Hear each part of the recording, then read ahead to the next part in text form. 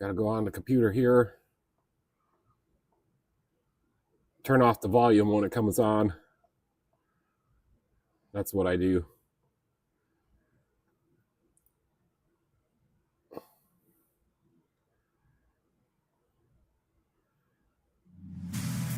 Okay, it does look. Just hold on 1 second.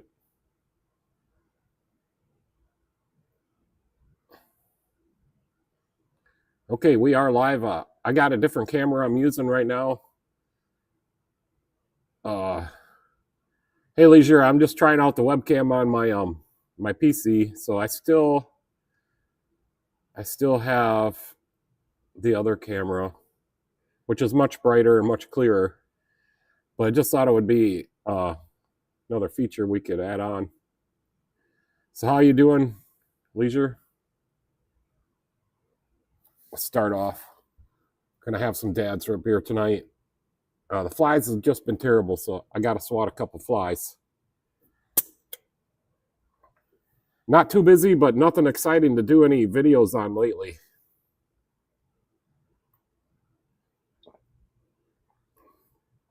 I'm all caught up. That Kia over there is for tomorrow. Yeah, I think I like Dad's Root Beer. It's up there. It's up there with them. Hey Rob, how did the Sportage transmission flush go? I missed you on Tuesday. And then Rob sent me a new picture of his latest veggies. Man, look at that stuff. If them are homegrown in his own garden.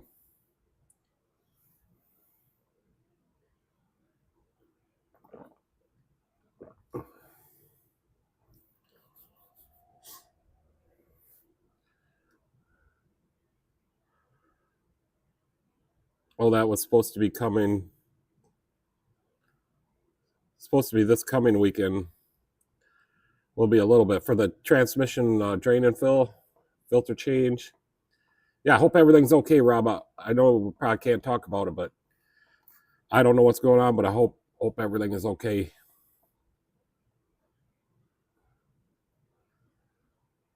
A bounty. Yeah, so I couldn't look up very much up. I found some stuff for an older transmission for the torque specs on those. Usually the little flush, that is, okay. Yep.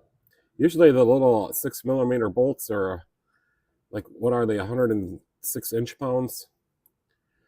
Is that just silicone on the gasket for that pan? Or do they have a gasket?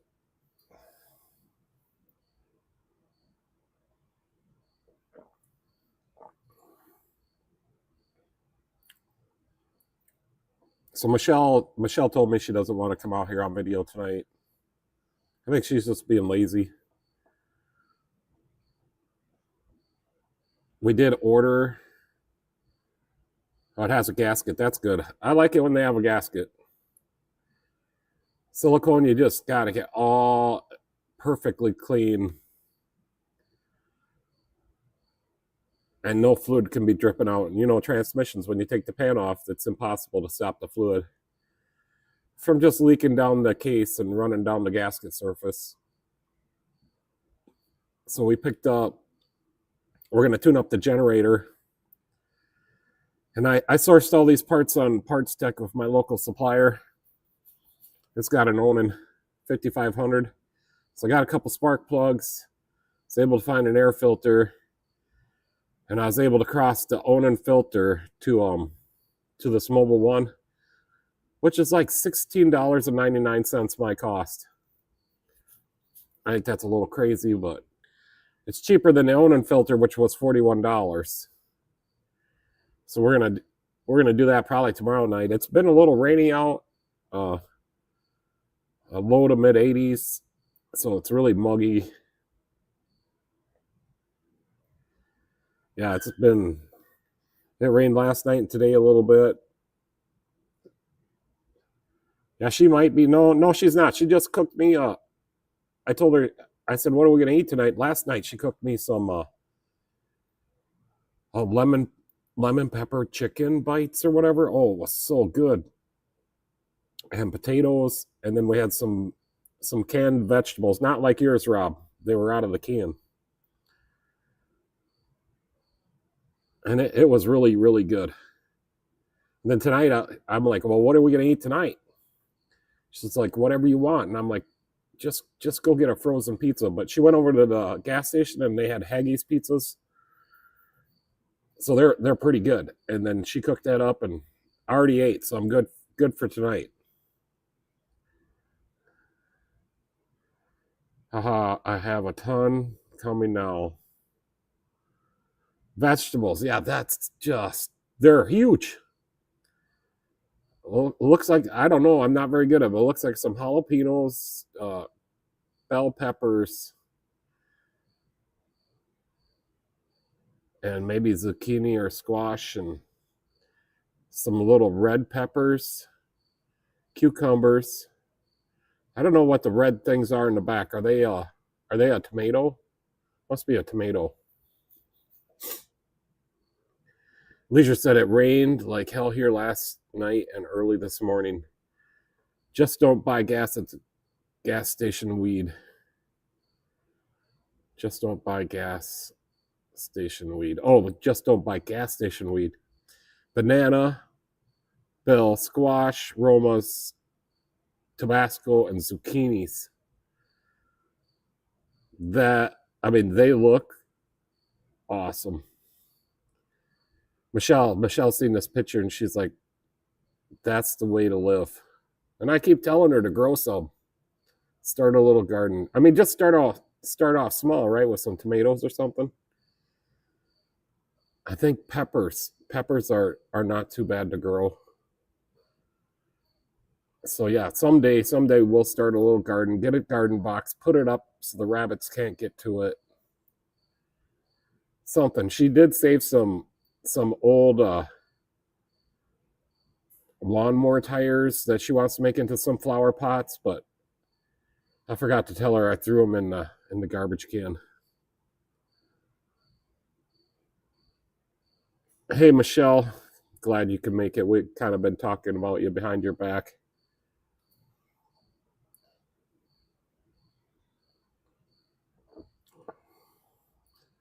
Yeah, so tomorrow the Kia, I gotta do valve cover gaskets, a wheel bearing, and before I drove it in, I went out for a test drive, and it's the left front, and then it's got a code that comes up with something with the bank 1 sensor 2 oxygen sensor, so I got to diagnose that, and the light will come on for a day and then it'll be off for 2 weeks, so it only comes on once in a while. So it shouldn't be too bad for tomorrow. That's all I got lined up so far. See, yesterday, what happened yesterday? Because I had my car in. Oh, it was for all the fluid flushes. 2020 Traverse. So I got all them fluid flushes done, and then I was working and cleaning the shop. And then I had a drop off. I told the guy, just drop it off out there, and I'll get to it when I can. But it was Impala for the ECM. Yep. Yeah, a lot of wheel bearings. And I got another thing I got to tell you about. So anyways, Michelle's like, what's that Impala sitting out there? And I'm like, oh, it's a drop off for programming a new ECM. He got his own ECM. He diagnosed his own car, and I think he did it right, because after I replaced the ECM, it was good. So I guess the guy went to school for auto mechanics, and I think he knows his shit. JD, how you doing? How's it going, JD? But anyway, so here's the Impala. This is last night. Michelle snapped a picture of me walking out with my computer. I went on a road test. I didn't complete a drive cycle, but I was able to program that brand new computer. He got a brand new one. And I'm telling you what, AC Delco VIN slots have gone up. It's like, I can't remember how much it is, but they went up a little bit. And then the AC Delco TDS website, it's just garbage. I had to sign in 3 different times. Then it was doing updates. One update 3 or 4 times trying to get the updates to work. Finally, I switched the MDI2 on and off, and then the updates started working. But then after the updates did it, it wouldn't go into the SPS2, but it finally did. And then I programmed it. And then there was more to it involved than just programming the ECM. I had to relearn the security. I had to do a crank variation relearn. So there was a little bit more to it than what I quoted the guy, but he completely understood and he was pretty happy as far as I know. He just picked it up last night. Yeah, the thing is mint. And Michelle told that guy, she's like, yeah, when we programmed your car, that thing turned from black to white, and your car's over on the other side of the shop. He's like, what? Yeah, he's like, no, because I seen my car sitting right out front here. I just walked here. She's like, it's just kidding. I just wanted your car. We were going to trade cars. But yeah, I can't believe it was a code for the high pressure fuel pump. And then he diagnosed that was the ECM that was bad. And I think he was right, because that code never came back on. JD says, I'm very tired tonight, so I'll just stop by chatting. All right, since you're not going to stay very long, I got your I did get that video on here. So here, let's watch JD's. He sent me this, oh gosh, last week or early this week. I can't remember. Last week, probably. I don't know if the...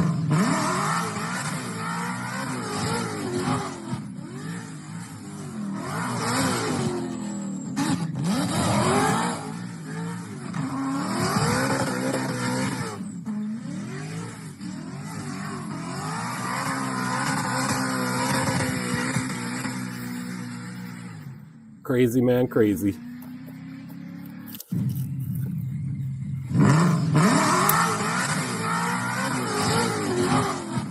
So that's the Mustang we talked a few weeks ago about. Let me find it.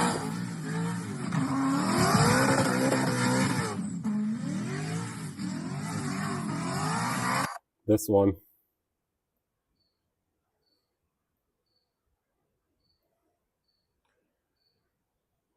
Nice Mustang. Leisure says, it may be rusty, but sure it is trusty. I think he's talking about the Shell's Impala. Yeah, tires are too expensive to play like that. I think it's one of JD's friends. It turns up, that's for sure. Yeah, I remember the days when I used to burn off tires. Got to be pretty expensive getting tires every week.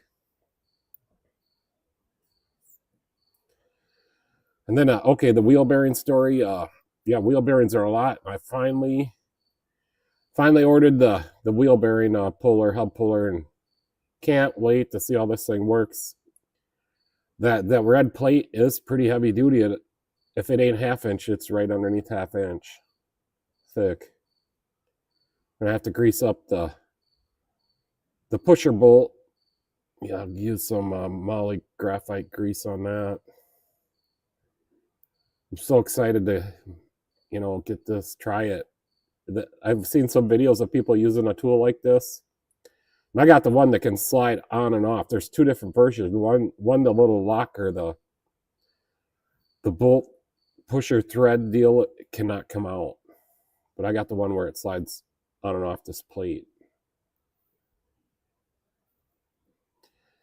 So I can't wait to try it. I could have used it just the other day, doing wheel bearings on a Malibu. Was it a Malibu?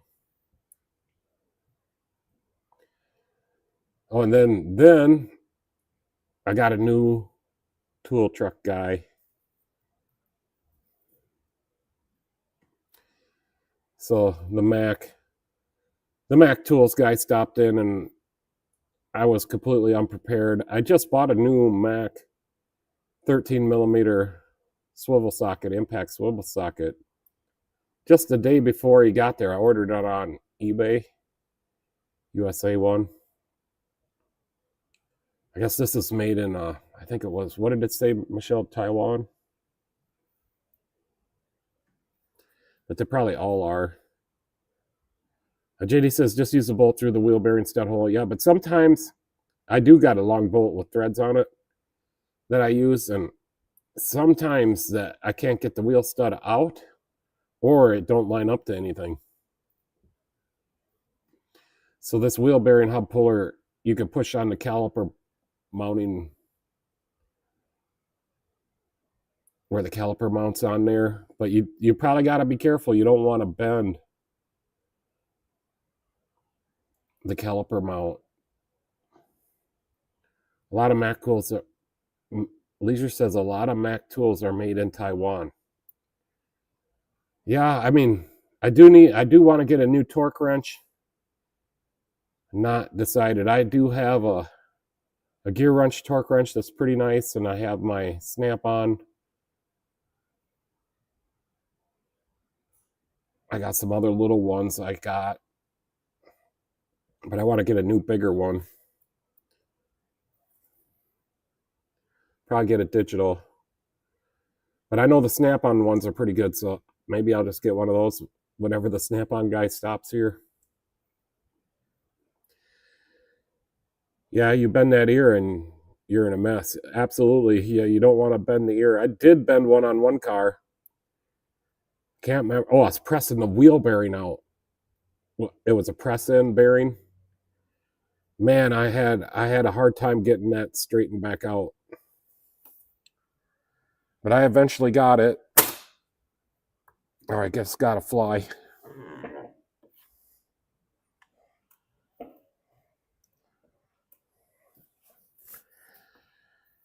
But it was very, very thin cast iron on the caliper ear. I'd say it was like 5/16 of an inch thick. But I bent it pressing the wheel bearing out. I knew I bent it too, so I straightened it out on the press a lot. I didn't quite get it all the way, and then I had to put everything on the car and just see how bad it was, and then I straightened it out from there. I suppose, what could you call that? The spindle?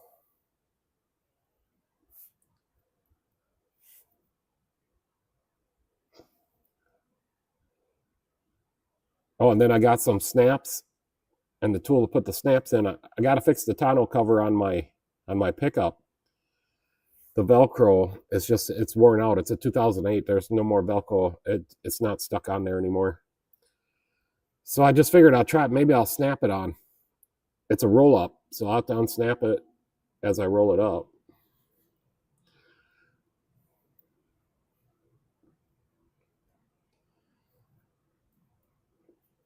Still waiting for the Olmsted County supervisor to call me.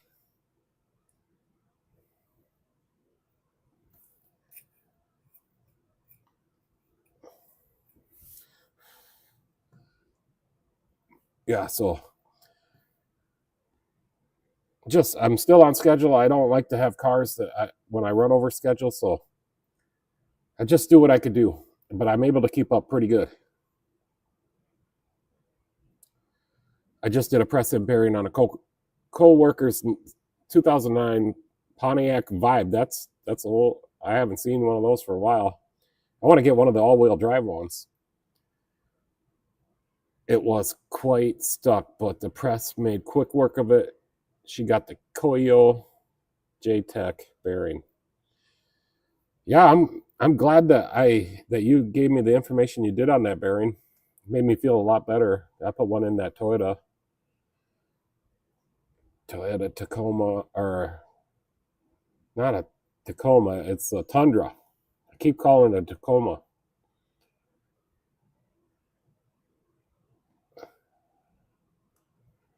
Yeah, this truck that I did check the needle bearing on it, it was fine.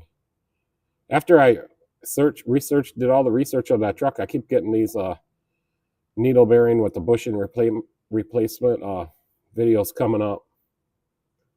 There's nothing wrong with this one though.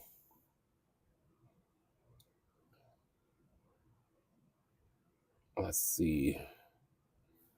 So yeah, been pretty busy here. Let me just see what some of the other stuff that I did. Yeah, don't the Pontiac vibes, aren't they like a little sport utility, and they can come all-wheel drive? I want to get one of the all-wheel drive ones. Yeah, sure. Sounds good, Michelle. Well, yeah, I did the torque converter. That turned out good. He was so happy. That thing drove like brand new after I got that torque converter done. I could not tell any shifting issues, any transmission issues at all. So there it is. I pulled the tranny down. I pulled it down, put it all back up in one day, but I didn't have. What were we missing, Michelle? That I didn't get the torque converter till 4:30, so I kind of worked a little late getting it back up in there. I think I was just tired. So then I left the pan off it all night so it to drain out even further. And the fluid was fairly clean, really clean when I got done. But there's some of the pictures. Torque converter was made in the USA. I put a gasket on those. Let me see what kind. I keep forgetting the gasket. A Duraprene. That's the kind of gaskets I get for the 62 TE. Now, Michelle, we got to order more of those gaskets because we're out.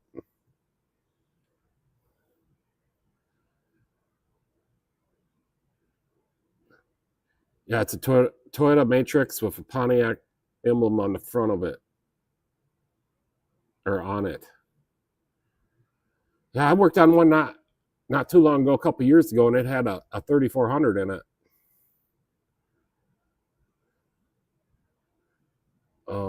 Yeah, let's go look at the computer screen. Here's that gasket that I put in those 62 TEs.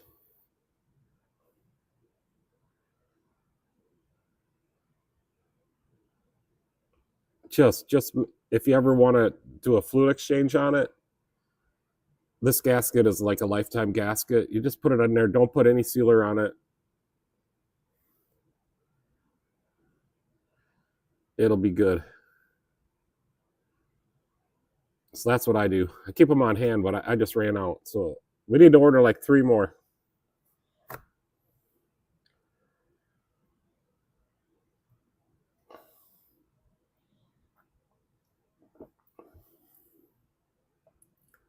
Oh, today I did this. It was raining in the morning, so he called me. He had an appointment for the morning. I'm like, I'm not going to work outside in the rain. A Torrent, yeah, Pontiac Torrent, yep, that's what I meant. I want one that has the 3400 in it because I like those engines.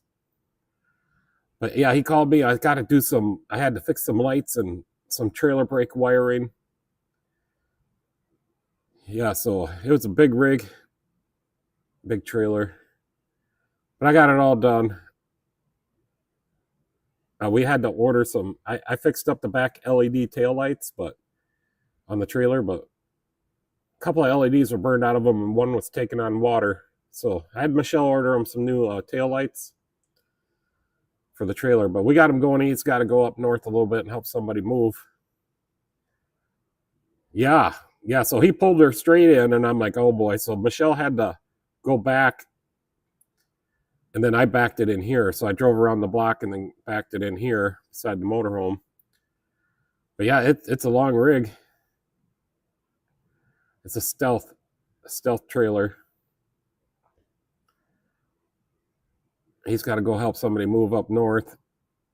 I'm like, man, I'm glad I don't have to drive that thing. I drove it around the block, and man, you got to make wide turns and everything with this thing. Oh, it's longer than the motorhome.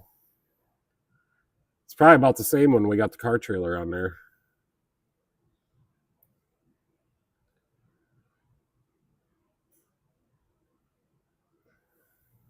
So yeah, I did that this afternoon.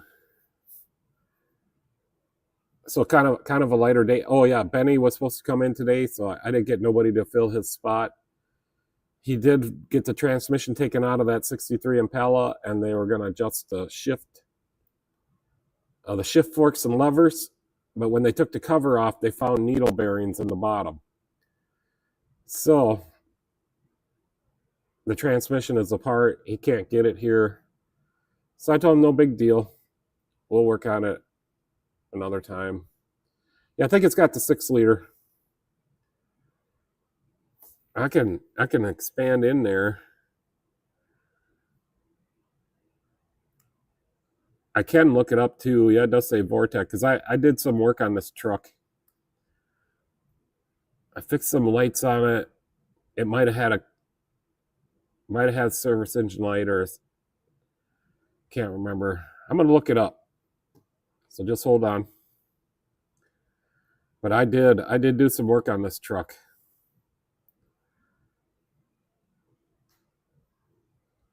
I'm gonna go pull it up and see what I did to it.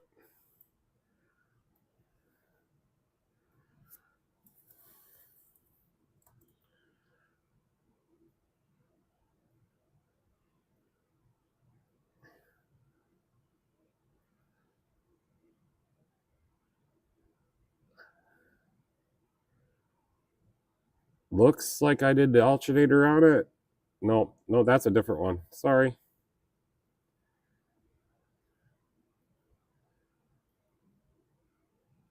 Okay.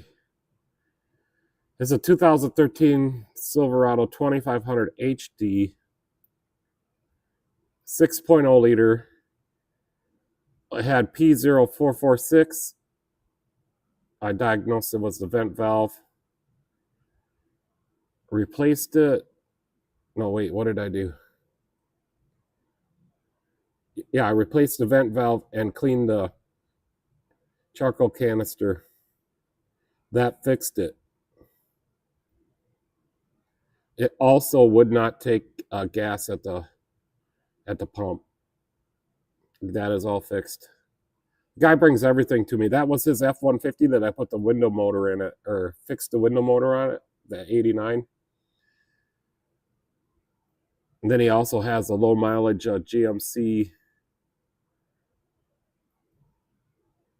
2010 GMC Sierra 1500 with 51,000 miles.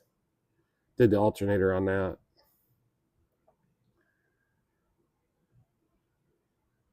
Yeah, I bet you it's not good. A leisure for the gas. JD also, that probably gets 10 miles a gallon. Yeah, the trailer is pretty new to have them kind of light issues.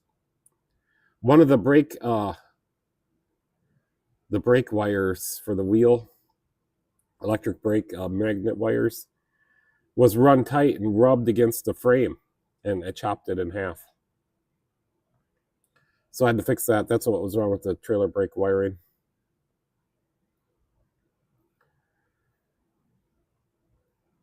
So I got that all fixed up, and then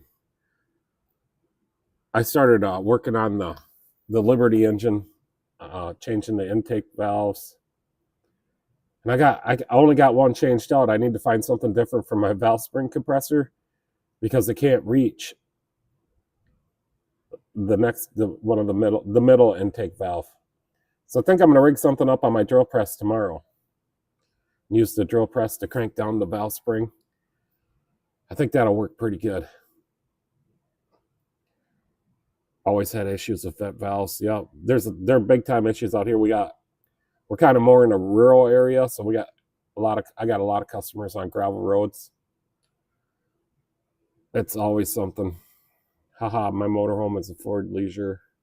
GM can't design an evap system, save their life. Well, at least the GM ones are not too bad to fix. It's a great gas mileage when it's on the back of a AAA flatbed.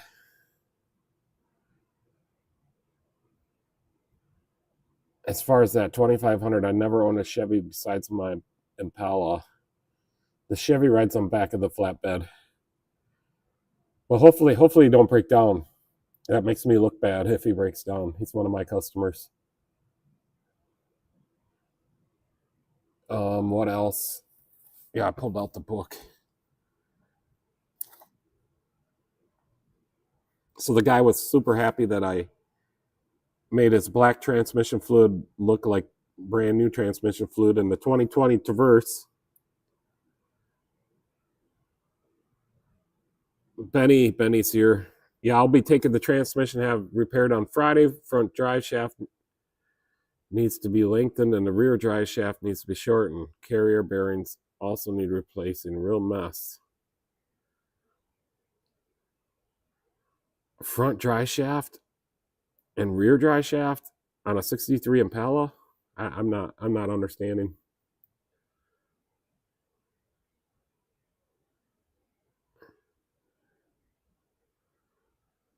Yeah, so Benny brought me over some, well, let me find it. Just the other day, he brought me over some Hank's root beer. Yeah, Benny, this stuff is not too bad. I liked it. He's brought me over 10 bottles of root beer. If Leisure says this, if he breaks down, just blame Mary Byra. Oh, 2-piece drive shaft. Okay, I got it. Sorry, Betty, I just didn't understand. That's what he means. Did you find out what the little needle bearings in the bottom were from? Or you're just gonna take it up to Zambroda, aren't you? Yeah, they'll fix you up. I buy a lot of differentials, and I've only done the differentials with them, but they're good. And they come with a 2-year warranty after they're done. Yeah, so JD's got it. 2-piece drive shaft. So yeah, I wasn't able to fill the appointment, but it's good to have a light day, and then I can clean up around the shop. I can start working on my own stuff. Nobody really called today that wanted to come in, could come in today. So, and it was a rainy day, and I got the big one done. I was kind of worried about how much I'd have to do to that trailer, but I got it done and got it figured out. Michelle ordered them a couple new lights. She found some. I come in here and she's just on the computer, and then I'm like going to talk to her, and she's like, I'm researching stuff.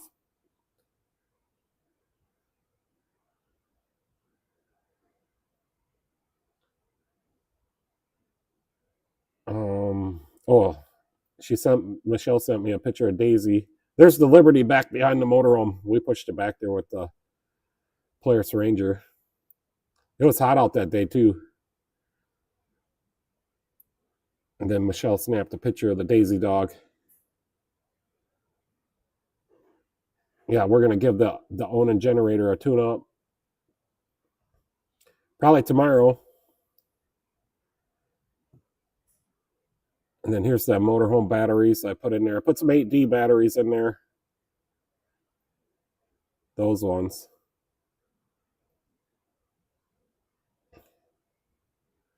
Replaced those North Stars. Had 4 of those cell phone tower batteries in there, and then we just put the two 8Ds in there. Yeah, they're pretty expensive. I don't have cores for them either, so.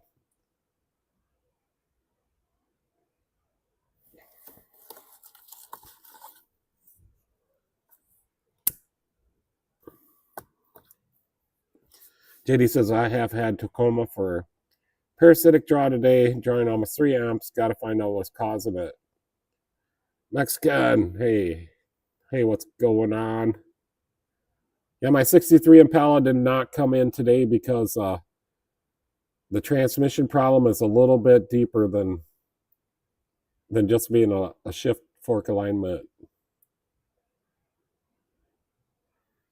Cybertruck, we took this picture when we went to the Cars Bar and Grill. Was it a week ago? That's the closest I've ever been to a Cybertruck, so I just wanted to snap that picture, snapped it in portrait mode, and I was kind of afraid to stand by it because I didn't know whose truck it was. How is the weather in Mexico? Mexican spec.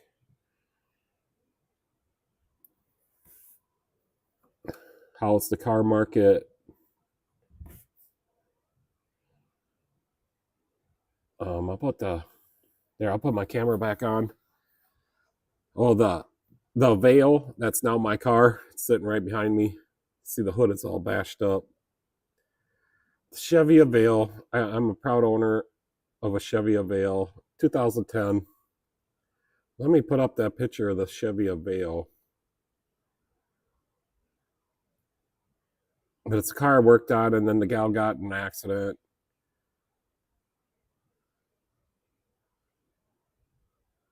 So she had it towed here. Come on, Pete. I'm sure you have to walk by some dumpsters before. I don't know what. I kind of lost track of what we were talking about. It's hot and humid here. Yeah, it was low 80s today. It rained, very humid. I got the air conditioning on right now, keeping it nice in the shop.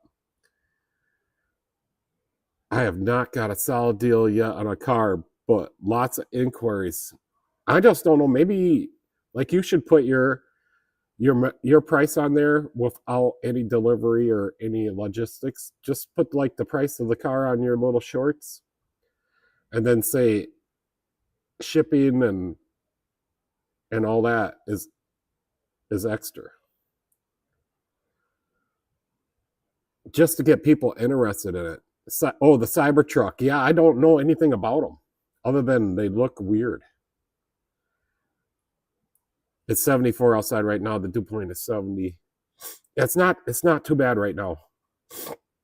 I'm trying to find my Chevy Avail. Yeah, here it is. Let me make this picture bigger. So yeah, I did some clutch work on it. The gal was so happy. She drove it. And then somebody didn't have no lights on, and she ran into them. A logging truck. But anyways, the car I don't think is worth very much money. I was able to pick it up for $100. It runs. The tires are 14s on it. I can put those on my car trailer, I guess. I'm just wondering if I can even get my money back out of it. So I picked up the Chevy Avail. It's mine. I don't think it's good business to get people to contact me thinking about that would be the price. I just don't know. I always look for prices. If I see a price that I'm interested in, then I get interested. I mean, you can put all your logistics and shipping prices and all that. That's something you guys do behind the scenes. What else can I show you? Yeah, we put some parking lines in the parking lot. They are working. Gal just dropped off this Kia. She parked in this spot where this Enclave is parked.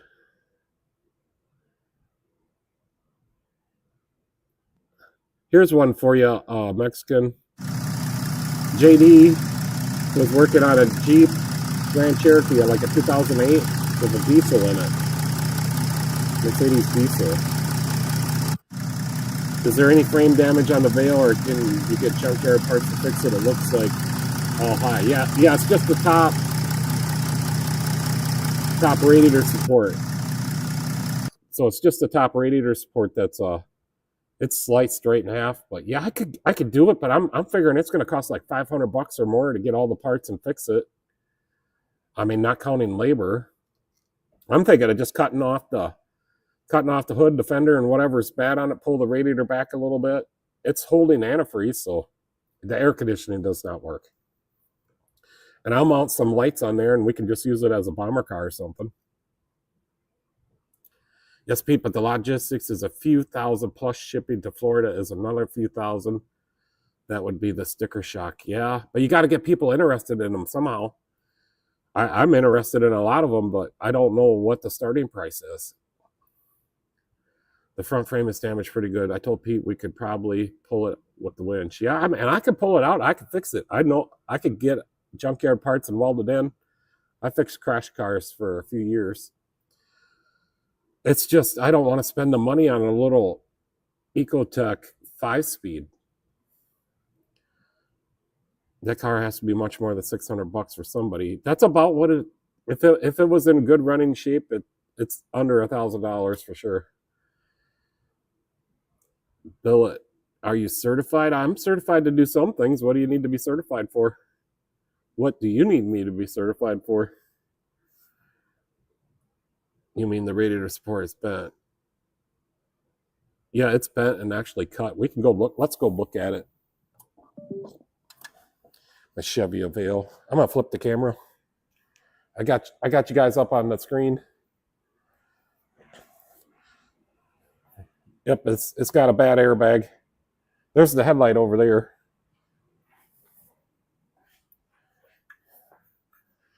But yeah, the cooling system is holding coolant. It's ripped apart right here.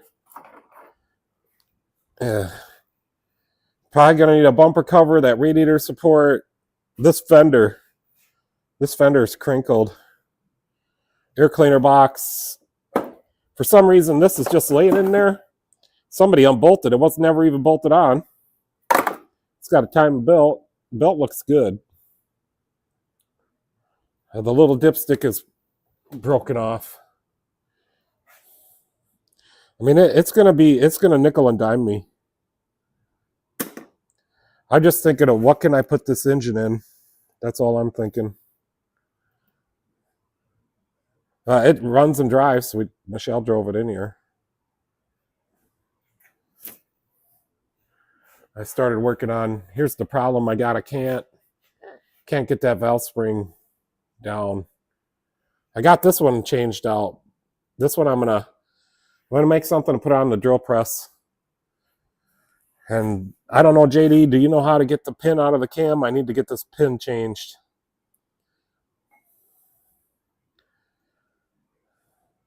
Because I don't want to put this cam in because it's a little scratchy on this one.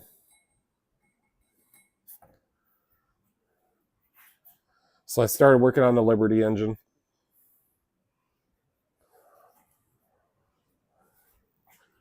Yeah, I got all the other parts for it here on my bench. It does have some new pistons.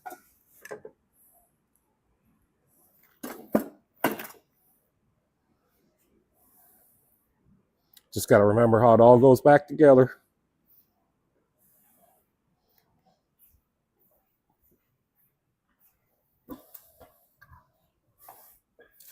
Let's see, where are we at here?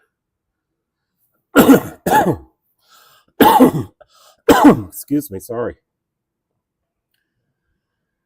I think so too. Mexican. It's a 5-speed manual. Amazing on gas mileage. Probably would be good gas mileage. I'm giving the price to the Nogales border. If they want shipping to Florida, I give that price. Yeah, I completely understand. Pete, there are no $1,000 cars that run and drive, especially 4-cylinder manual cars that could get good gas mileage. Well, I'm just thinking that it would be hard for me to get more than $1,000. I do have the title, and she did sign it over. Bet $3,000 for that, unless it's no, it's not. It's not rusted. I don't think it's starting to. The radiator supports look no. That's welded in or spot welded. Don't the junkyards have parts for that? Yeah. I could probably go and get the parts I need. I could have Michelle check on it on we got a junkyard. It's only 20 miles away, and they're pretty reasonable. So I could have her call them guys and see if they have anything. The radiator, if the radiator supports both, no, it's spot welded. Do you have a stud puller, Pete? I don't. Yeah, I got a stud puller.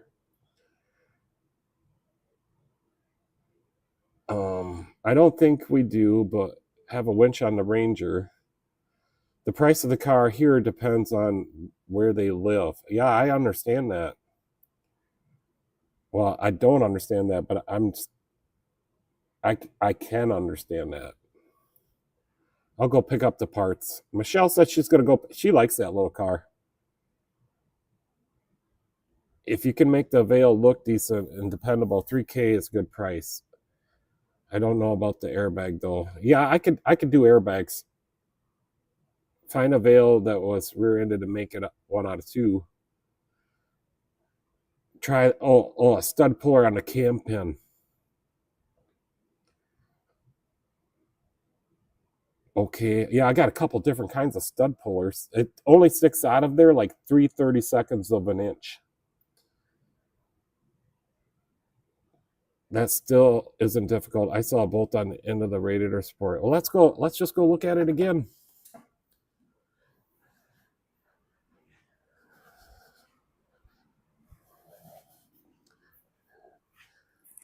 Yeah, so it's right up here.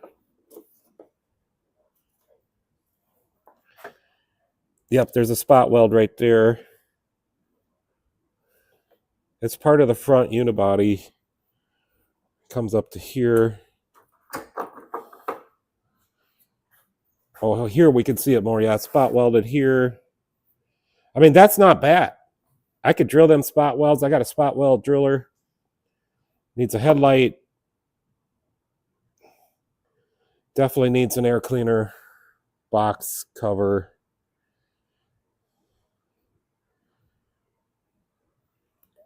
Okay, I'm glad to get your guys' opinion.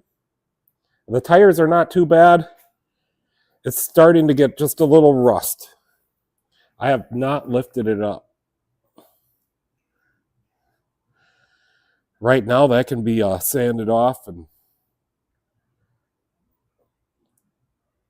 and spot painted on. The inside is not too bad. I think everything works in it. Me and Michelle have both driven this car when we got it fixed the first time. The slave cylinder. Some other shop put a slave cylinder on there, down in here, and they did not bleed it out correctly. The radiator is holding. Oh, I see. The condenser probably smashed in right here where it's leaking. So to get the air conditioning working, we're probably going to have to get a condenser. And somebody's done something. They've eliminated some hose here and up here. But as far as I remember, there was no service engine light. This headlight's broken. Fender's damaged. The windshield is busted. No, I didn't bust that. They did when they lifted up the hood when the accident happened. So I don't think the windshield was broken, maybe. But that's too bad. So there's quite a bit. And this is my little office area. You can see my laptop there, what I'm watching.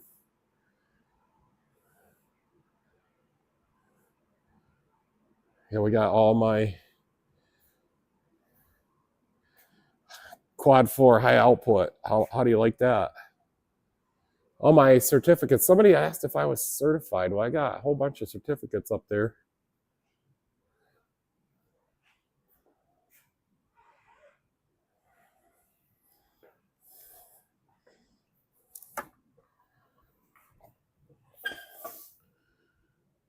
Let me catch up here.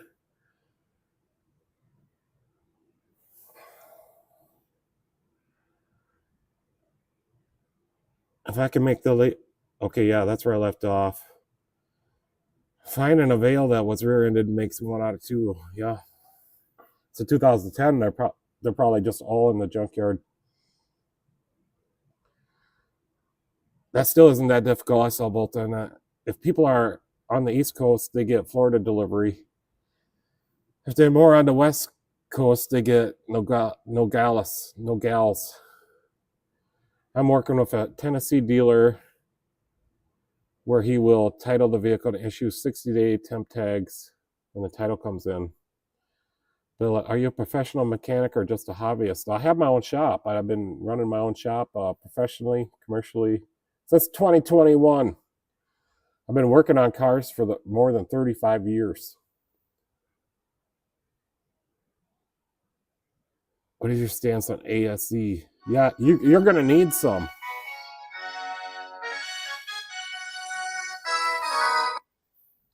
Hello. It's Jake. Hey, How you doing? good. We're just doing a little live feed right now, so just so you know. Oh, right on. You staying busy? Yeah, we're out to the well, started in a couple weeks of September right now. Oh no, no kidding. Yeah, Did you find another guy to fill in for the guy that left? no. You looking? Well, not really because I don't have any money because the tax man took it all. No. Go figure. Mm-hmm. And all that works. Yeah, it's quite of an impressive number that I've had to pay in so far. Oof. Well, you might have to up your shop rate if you're. We did. We did go to $80 an hour. Oh, did you? You know, Good for you. yeah. So nobody's had a problem with that yet. You'll stay busy at that rate. Yeah, yeah. It seems to be. People are catching on too. Like most of the people don't know like the quality level of the work we do, and then a lot of people don't even know we're here because we don't have any signs up. Sure. So it's catching on now, pretty good. No, that's great. No, I hadn't talked to you in a while, and I was just curious if you found anybody. Yeah, go on YouTube and find my live stream. Okay. Yeah, will do. Yeah, check in for just a minute or something. Okay. And Yeah, then no, I was just curious if you're looking for any part-time help. So. yeah, I might be. I got a couple jobs in here that I haven't got started on yet. Okay. Yeah, you're. Yeah, I got you in my scope. okay. Perfect. Yeah, I'll check it out here. If you're setting it up right now. No, no, we are live, so they're hearing everything we're talking about. Oh, okay. Okay. So yeah, I'll get Check it back out. to you. All right, sounds good, Pete. All right. Nice talking to All you. right, take care. Bye. You bet. Bye.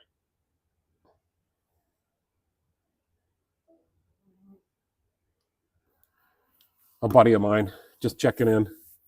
Sorry about that. When the hood got pushed up, I'm sure it went into the windshield. Yeah, because the hinge is bent really bad right there. The S10 hubcap would make a cool clock. Yeah, so that's what my car trailer uses. And we were hauling that Jeep Liberty home the other day. And I don't know if the tire was too low or whatever, but I must have went around the corner and the hubcap came off. So there's Chevy S10, 1982 Chevy S10 hubcaps on a Chrysler rim. But they do fit on there really tight, so I don't know how it popped off. And I had to order them on eBay. It's the only place I'm like, Michelle, I can't lose one of my Chevy S10 hubcaps. It just can't happen. We either have to go out and find it or we have to order a new one. So we ordered two new ones, and then I got a spare up there.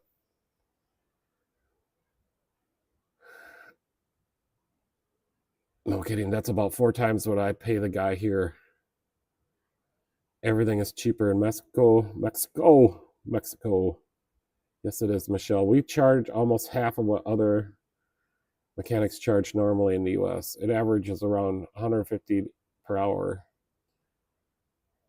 Yeah, no, we are an economical based shop. I have a lot of experience. I just programmed that 2017 Impala the other day. So we're up to date on programming modules and everything. I do really good work. We try to keep our labor rate down, and we try to put on the cheapest, best parts. I did have a Duralast wheel bearing fail the other day, but I warranted it. We have a 12-month, 12,000-mile warranty.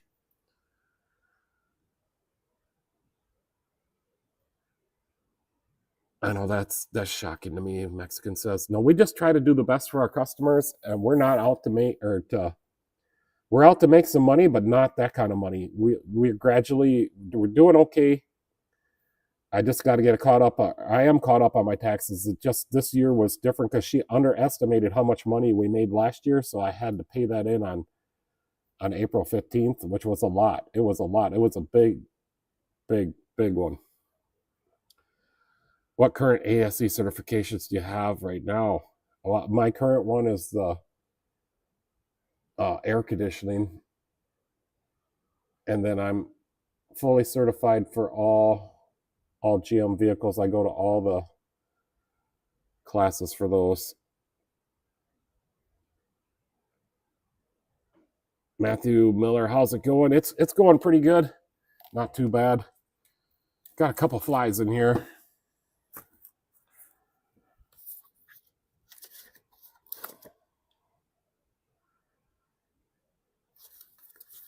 So are you the guy that was putting on the valve cover, Matthew? New Mexico, did you get a new plate, Minnesota plate last 3 years, I think.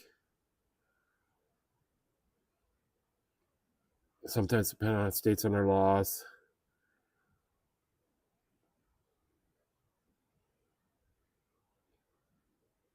I don't know what you guys are talking about, the plates. Oh, I probably don't have it on all messages.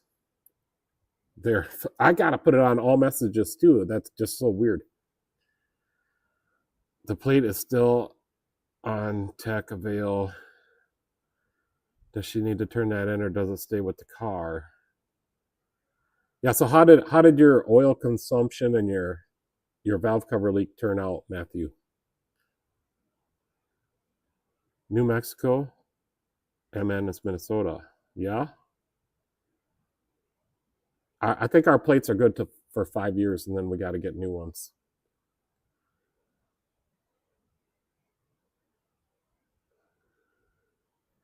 Arkansas, you're in Arkansas.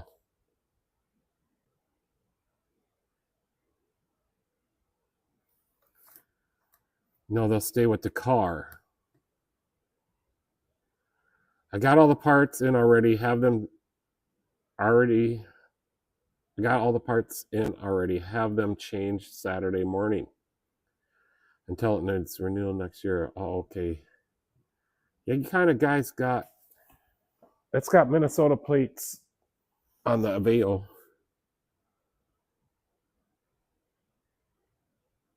All right, so I'm glad you got your parts in, and you'll get her done on Saturday. That's good. And then you're going to find out if that fixes everything or not. But you did get the PCV valve, so yeah, I think you got all your bases covered there. You just got to get it done.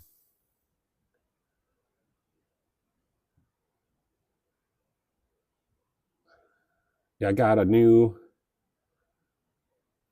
tool for changing wheel bearings. I see a lot of little short videos of guys using a tool similar to this one. Picked it up on Amazon. Oh, here you go, Mexican. I'll show you JD's friend's Mustang. And JD is from Nova Scotia, Canada, so he's way up there. But he's got this is I don't know what year, but Cobra Mustang. And then he sent me a video just the other day. Mustang burnout.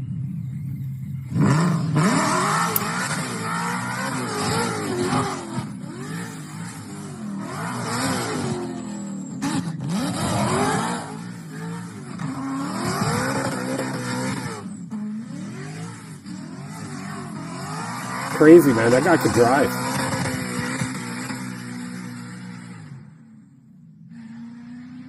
Matthew says, I believe the problem was they gave me the wrong gasket.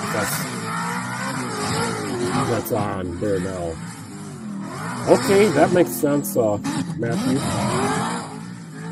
Oh yeah, here's the chainsaw that me and Dad, or I got out of the landfill. Some guy held it up the day I was there working on, or running the excavator in the landfill.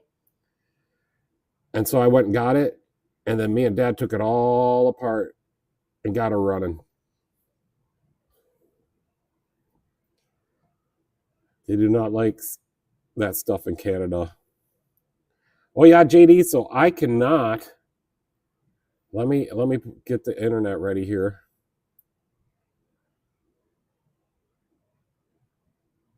Right here. So I'm gonna put the internet back up. I don't know. JD said he was tired, so he might not be here right now. But let's go to the internet. I cannot get this brake lube. Not in the United States. This is actually in it's from Napa in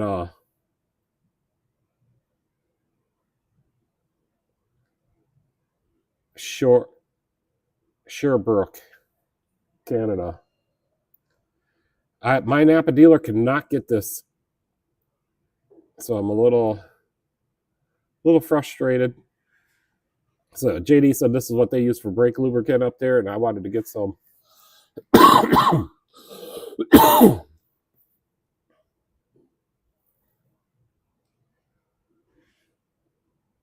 Then I've been playing my game on my website. Should we play it? So you just double click the screen, and you don't want to get hit by this thing. I coded this game with oh,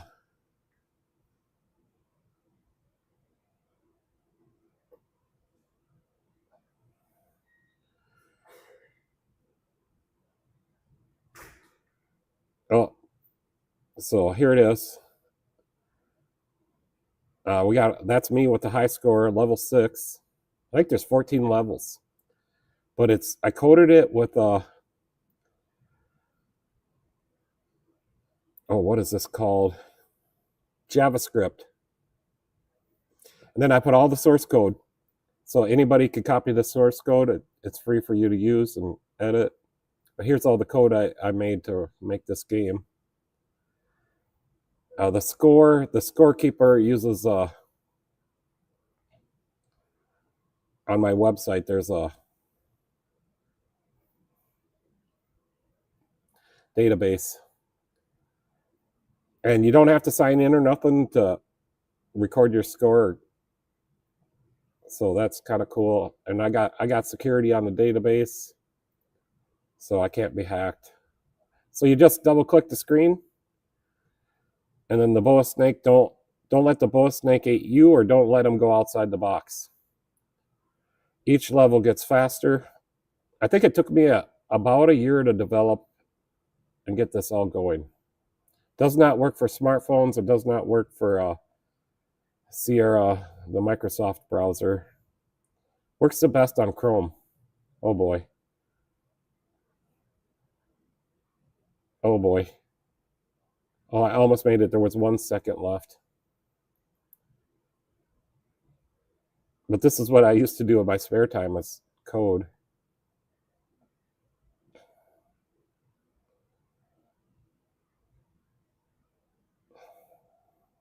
I found out it works best just to go back and forth like this. Now I'm running out of room. Oh boy. So I got to play my game a little bit. So we got me in the lead, a Jedi Master Yoda. He's in second. Silverado Man is in third. Gov is in fourth. Donald Trump, fifth. And then it's me. And then some guy named Shithead. Ryder and Jackie. Yeah, a lot of people play. I think Rob, let me go to, Jeffro played it a couple times. Did Rob play? Oh, Custom Car LLC got whatever position that is.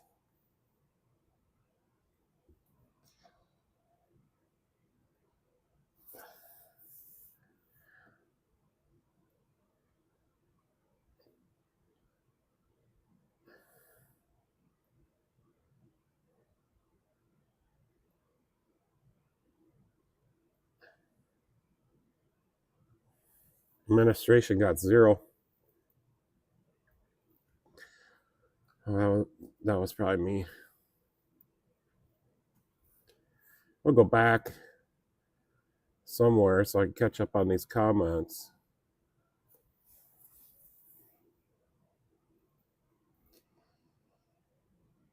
Oh, on this Aveo, she renewed the registration.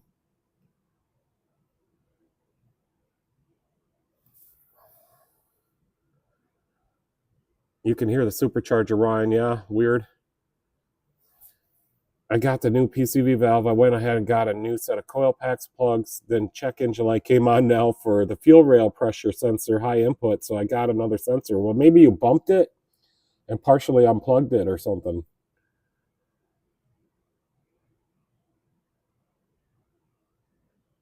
Sounds like what happens a lot in our shop, Matthew. Once in a while, yeah, Carl come in and We get one problem fixed and we find another.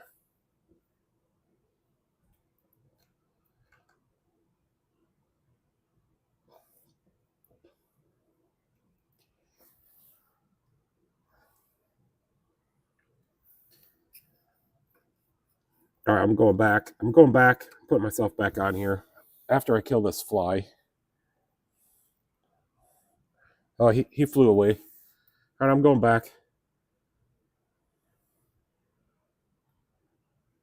There we go. I'm back. And then I got this cam too, so my webcam. But it's kind of weird. Like it's not crisp, clean. Yeah, I didn't even mess with it yet. Been on it for a couple weeks now. Now here's the Impala. I put the ECM in yesterday.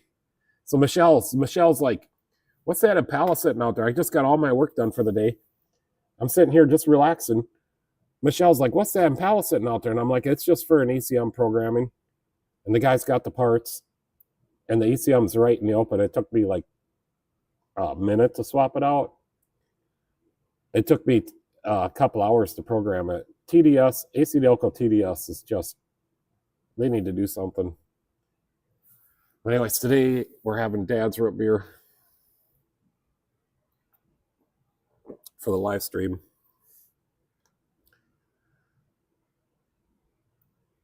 Here's the Daisy dog. Michelle snapped this picture the other day. Webcams are always blown out. Yeah, my computer is fairly old, but I got a laptop. But it's a Dell, and it's got the Xenon. So Xenon processors are pretty good, and it's got 24 gigabytes of RAM. It's got 3 hard drives in it, a 1 regular hard drive, and then 2 solid state hard drives. So I got plenty of storage for my videos, and then I got an external hard drive that I plug in once in a while when this starts getting full. Can't wait to try out my Mac tools. Yeah, I got a Mac tool truck that stops in now. I needed one of these guns, and it's gonna start getting cold soon. And usually when it starts getting cold, I got some heater cores I gotta flush out. So kind of a newer guy, so he didn't have too much stuff on his truck. But I told him I like Macco or Mac. No, I don't like Macco, but I like the Mac tools. I do. What else? Oh, so I could show you here's the service call I went on. That connector is got 4 wire positions, but they're all the same connection. There's the fuse inside. It blew the fuse. I'm just gonna kind of try to figure this out. There's a picture I took on the way out of the landfill. I'm trying to find, not that picture. Not that picture. It must be this one. Yeah, there I am. So I'm standing on top of the excavator. There's my truck. The machine beside me is the exact same machine, except it doesn't have the grapple bucket. But it's a Volvo 460 LC. Then off in the distance back there, you can see the oil refinery. That's our oil refinery in Minnesota. I can make that bigger.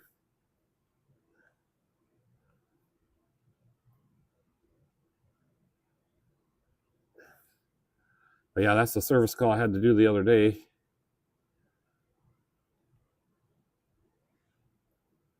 I just got the check in the mail today. We got a check stamper now. Banks having issues taking checks if they ain't written out correctly. People been using it. Today, one guy stamped his register with it, so that was pretty cool.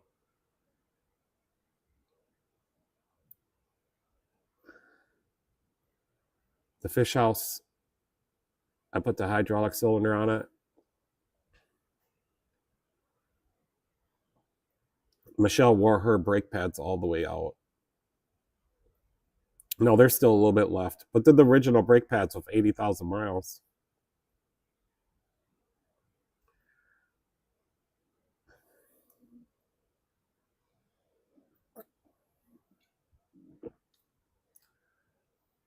Oh yeah, here's the transmission fluid I did on the 2013 Ford Taurus before and after. Got her pretty cleaned up.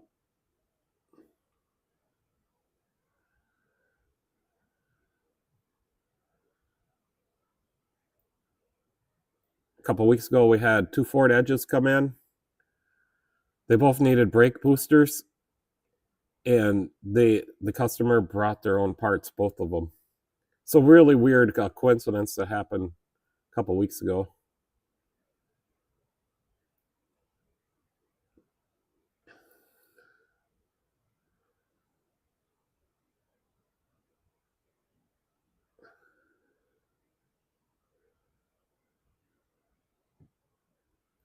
Here's the one I did up in Olmsted County. I had to fix that magnet. There's a big magnet on the grapple bucket there. Yeah, the Ford Edges were, I think it was like a 2011 or 2012 or 2012 and a 2013. They were only 1 year apart. Yeah, so I gotta fix a few excavators here and there. I'm the only guy in the area that knows how to fix the magnet systems on these. This machine is a few years old now, but I put the magnet on this when this machine was brand new.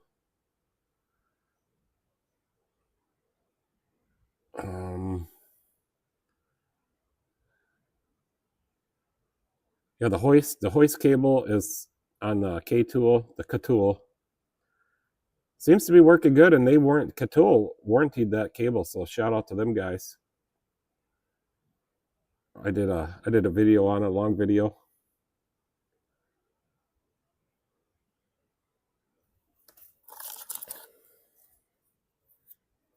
Here's my truck on the parade that we did in June.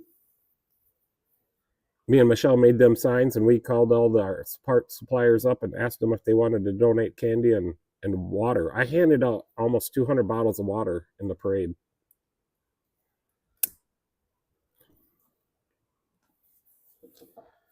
So that was fun. I don't know what we're going to do next year.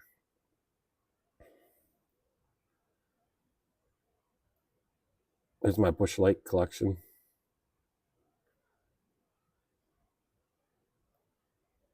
That's in the, so this picture is the Busch Light collection, and we got little bar tables in there me and Michelle made. This is going to be my new reception room. Obviously not with the Busch Light collection. Mexican says, I will be busy for a while with barbecue sauce on my fingers. Be back in a little later. All right, that sounds good. You must be having pork or ribs or sloppy joes or something.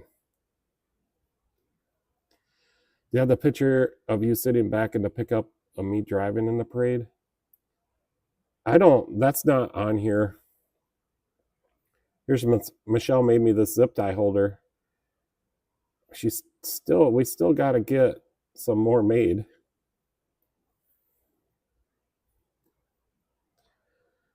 Here's Michelle. Oh, wings and fries. Sounds good.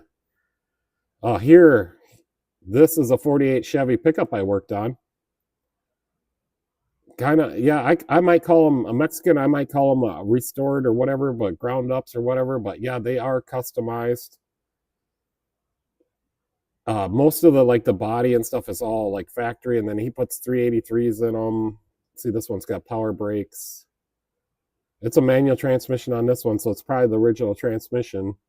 But I had it in the shop fixing the air conditioning. It had aftermarket air conditioning on it, and I figured it out. Had a couple different shops. They couldn't figure it out. Turned out it just had to turn up the idle like 100 RPM.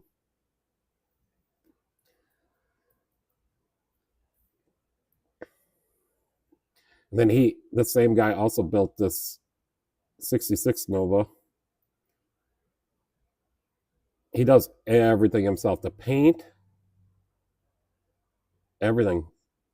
Taking the body off, doing the frames, the suspension, putting the engines in there, the interiors. He does it all. It's quite incredible. And then the 63 Impala, yeah, he's got that, but it didn't make it to the shop because there's something wrong with the transmission, and it's got a Tremec 5-speed with a 383. A bowl of ice cubes with a fan in front of it. You need a bowl of ice cubes with a fan in front of it, Michelle?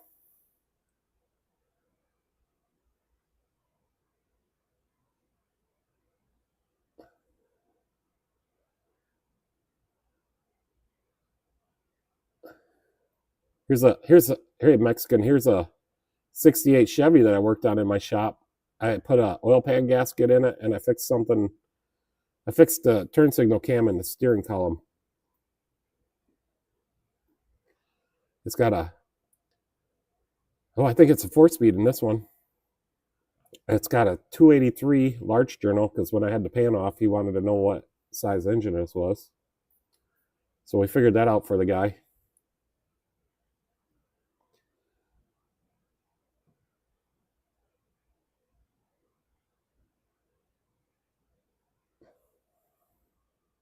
So I get a few older ones to work on. I've rebuilt an original engine in a Smokey and the Bandit Trans Am. I did a 67 Camaro, and that was a restored car, and he needed the engine rebuilt. It had a 350 in it, but I was hoping it was a 302, but it was just a 350. It took me 2 weeks to do that because he wanted it done perfectly. That was a long time ago. Oh, here's a cool truck. I did the carburetor, rebuilt the quad jet, and I think I helped put the front lowering springs in. I think that's all I did. But not too many people around here rebuild carburetors anymore, but I can. I get a couple a year that I gotta rebuild for people. Hollies and quad jets. Quite a few lawnmowers, I guess. I got quite a few lawnmowers that I gotta clean the carburetors on, if that counts. Oh, very rare. No, yeah, it's aftermarket AC on the 48 Chevy. My 79 Monte Carlo, I want that car back. Sold it to some guy, and he was gonna make a lowrider out of it or something.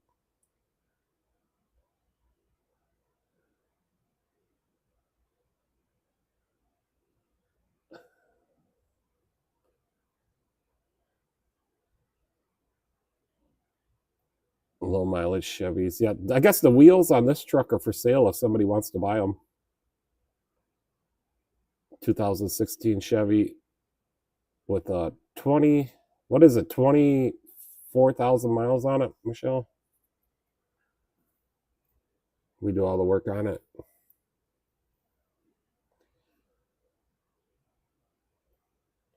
Oh, this car is in my lot right now. We got to get it back going. 1986 Firebird. Just a 305 in that one. 700 R4. It's been sitting a while. Used to be my car, but it's back. It's not my car anymore. But the owner wants me to get it going again. So someday, Michelle, we got to pull this in as a project car to work on. I gotta go shut the air compressor off.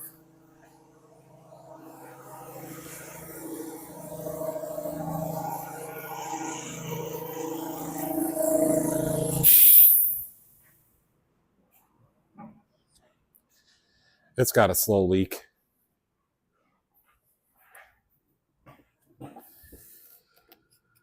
I need to pressure wash the whole inside. Yep. Yeah, it's gonna need some work. My Corvette and another guy parked his Corvette beside me at Walmart one night, He had underglow lights on his. I came walking out to my car and snapped that picture. I thought that was kind of cool that he parked beside me.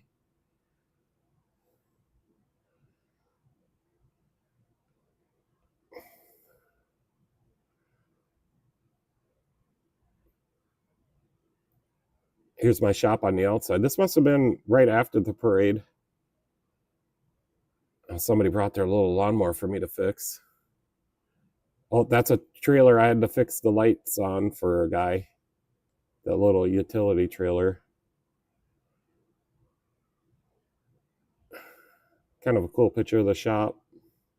And then off to the right, that's where my new reception room is going to be, and that's where my Busch Light collection is.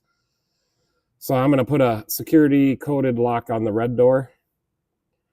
Then that's going to force everybody to go to that little building there, the little add-on, and that's going to be the reception room. So we're gonna first week in October, we're gonna get that all done. So get the window inside the shop, and then get everything done so Michelle can manage my customers while I'm in the shop working.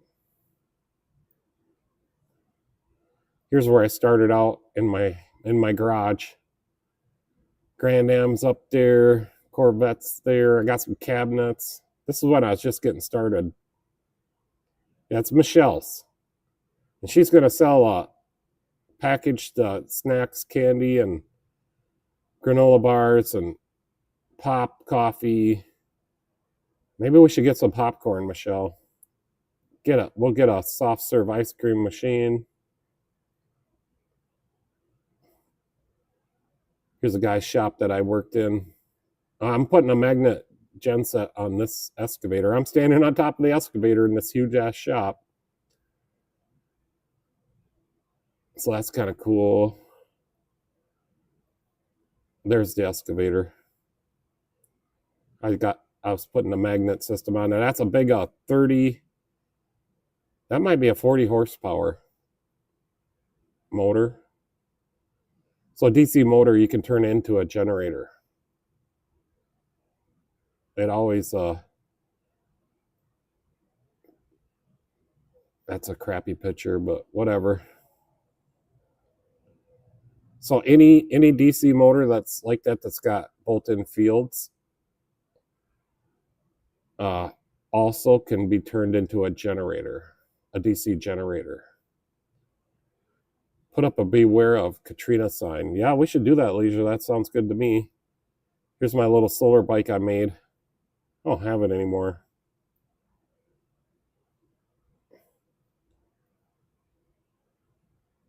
Wish I did.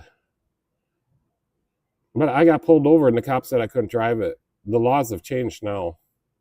Now it would be perfectly legal to drive in our town, but at the time when I built it, it wasn't.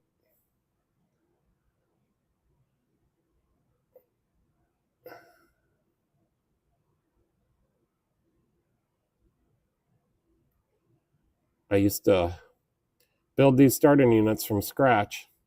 I know we sold a couple of them down to some guys down in Mexico one time. Some guys in Alaska have them. FedEx has them. Ritchie Brothers has them. All the old guys are going to probably break their vehicles just to hang out at Michelle's. Yeah, they will.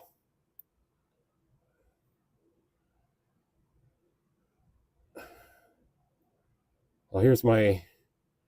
This is quite a few years ago, but there's I think that's a 77 or a 78 Chevy. We kind of did a little restoration on it, engine, transmission, transfer case, rear ends, and I don't think we ever had the body off the frame though. Paint job, body work. That's my race car.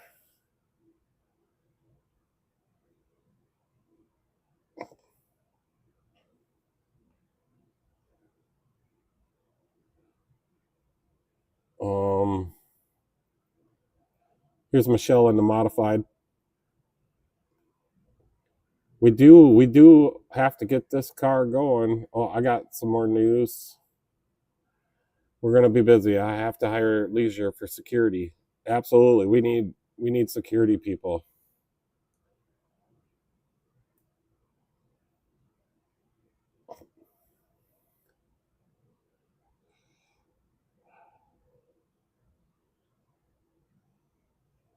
Um, just a little scratchy throat today.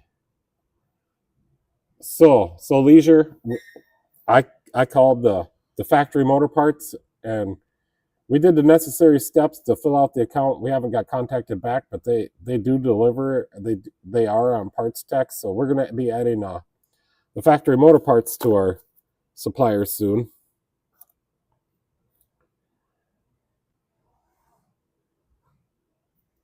And so far this month we're up to 28 invoices. So we're right 13th, so we should have 26. We're two ahead to have two a day, and that's counting every day, which we don't work on Sundays usually. But I did last Sunday. I did finish up a car. We got plenty of beer on hand. Bush Light.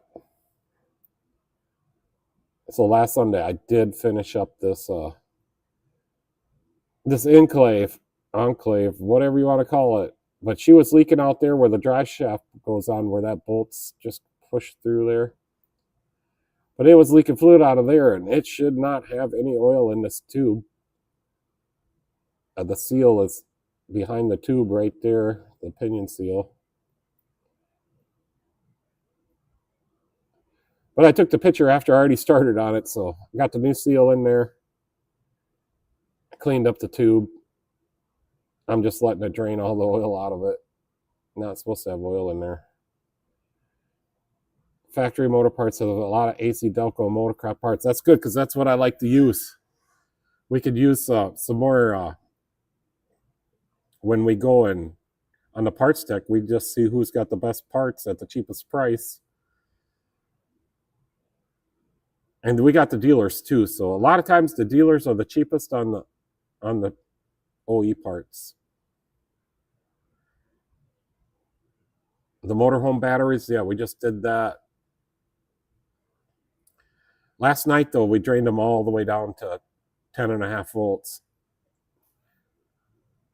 So it's kind of cloudy out today. So I did plug in the manual or the charger, the built-in charger in the motorhome. So we charged them a little bit with that. Michelle's running straight off the batteries right now, as far as I know. But we had 4 cell phone tower batteries in there, and they just weren't holding. These batteries here hold really good, the 8Ds. So I'm really happy. We have drained them down quite a bit and not got enough charge back into them, I can tell you that.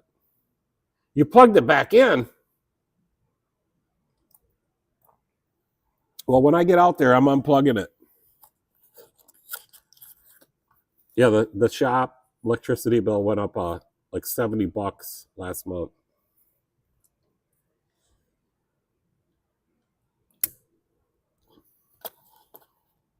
Last month was the highest electricity bill I've ever had in my whole life.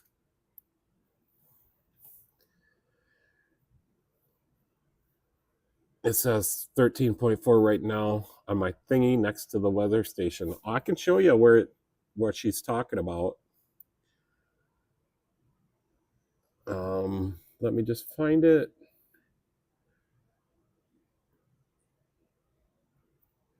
No, that's the can holder.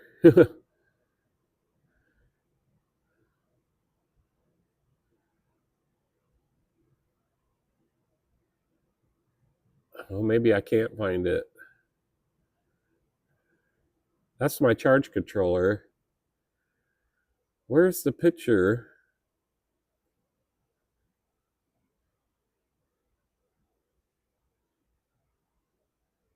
of the clock and the voltage gauge?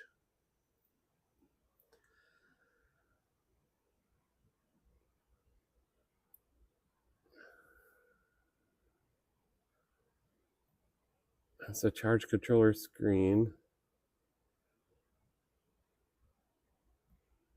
Inverter remote. It appears I have lost the picture, Michelle. weather station. It's right here.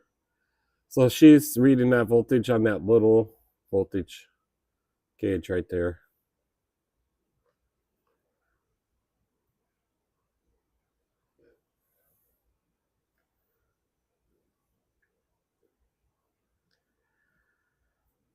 Yeah, well, the motorhome AC takes 1,860 watts. That's a lot.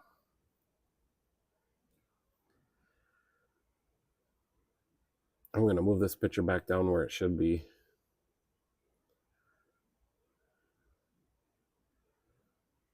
There we go. So right here, that's what Michelle's out there right now.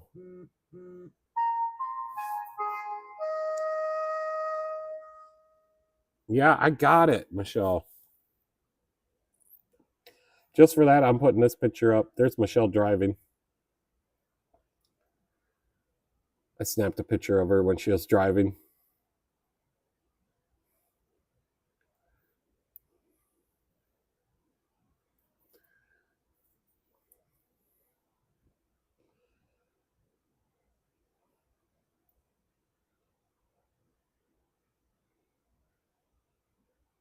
So yeah, one part that you gotta use a OE part on are these actuators.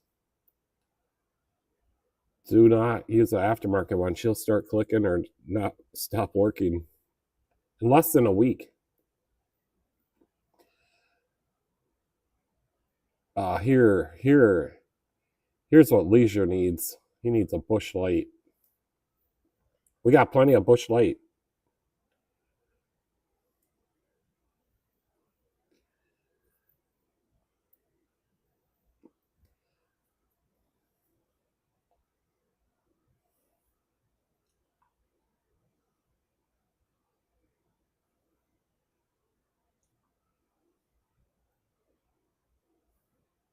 Oh, here's a picture of me with my 91 Grand Am. Wish I had this car. Leisure needs a Miller light or a Miller, just plain Miller. Okay. Good lager or stout. What's my beer are pilsners.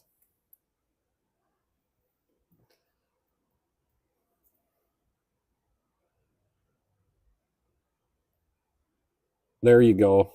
Got a Boss plow on the van.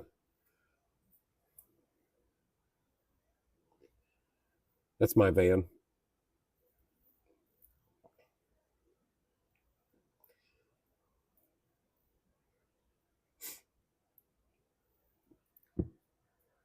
Yep, I think it's about time I'll go grab a bush light. Oh, I still got a little root beer left. Well, you drink my beer, Michelle. That's why I never have none. She drinks it all.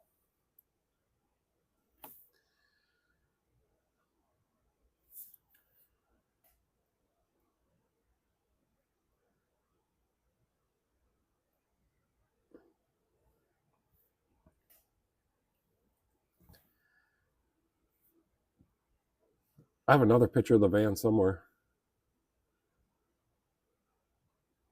Oh, it's in the same one. There's my van. We got to get ready to go to another trip to the junkyard because they wouldn't take those cell phone batteries for cores, so we're just going to take them in. We figure they're about $30 a piece. The core charge on the 8D batteries was $71 a piece. So we should come pretty close. Plus I got some other batteries. I got some aluminum. I got a bunch of rotors. I got a bunch of cast iron. I got a bunch of good steel saved. So pretty soon we'll be taking the Chevy van on another trip to the junkyard. It's got brand new tires on it. Well, they're not brand new. I bought them last couple years ago, but they're like brand new. They were brand new when I bought them. It's probably got like less than 500 miles on them tires. I don't drive it very much, just around town to the junkyard. I drive it to breakfast once in a while in the mornings on a Sunday. Michelle won't ride with me if I take the van to breakfast. But it's a classic. Everybody loves it, and wherever I go, somebody says something. The last time I went down to the scrapyard, the I don't know, the desk operator or whatever, scale operator, he wanted to buy it. I told him I just don't want to sell it. I'm going to make it into the A-Team van.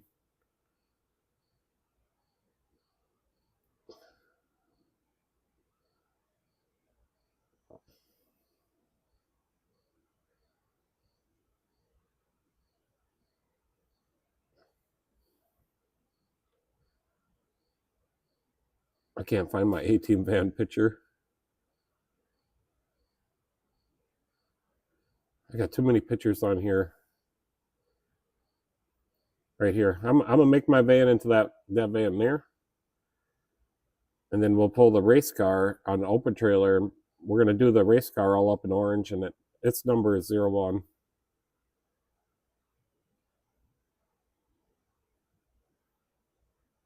Yeah, they're surprised that thing is a 1979 and still going down the road. The chief of police the other day, he said he didn't think that thing ran. He was all sitting right on the side of the road, and I got that thing and I left for Leroy, and he was like, "You gotta be kidding me." He came and talked to me about it the day afterwards. The scale operator must have bought gas station weed. No, he said he wants to make it into a camper to pull his Harley up to the Sturgis. There's another guy that when I was driving, this is last year, but I was driving to the junkyard with it last year, and he waved me down. And I pulled into his shop, and all he's got is Chevy vans in there. He's like, "What do you want for it?" I'm like, gosh, I really don't really want to sell it. He's like, "Well, when it comes for sale, let me know. I'll buy it." So I got like 4 or 5 people interested in on it. I don't want to sell it. So yeah, I'm making my van into this van. So my van, gonna make it into that van.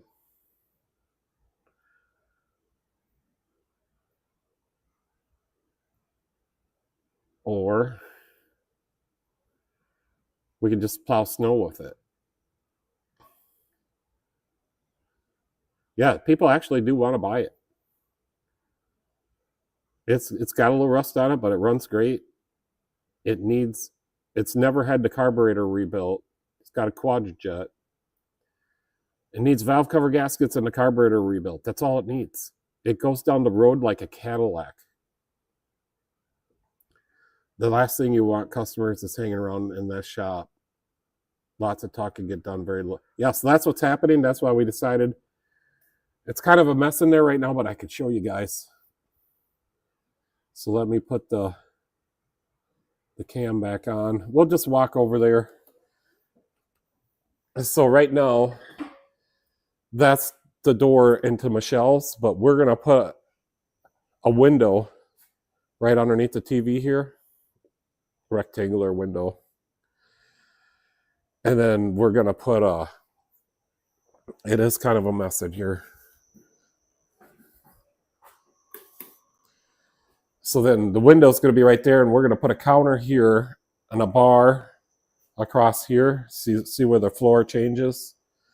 There'll be a bar, and then Michelle can have her space back there. And then there's a bar table there. There's a big table over here under the swimming pool. I did buy some wood already to start making that bar. It's got its own bathroom, own sink and stuff in there. Central, even though that one's sticking through the wall there, we have central AC and heat in here, all separated. And then the other little bar table right here. Had to bring the toaster in because Rob Norton sent us some jam. Oh, it's so good. There's just a little bit left. Oh, we got a dartboard. We got a drone. And then there's the door that people are going to come into. We put these nice dimmer switches in here.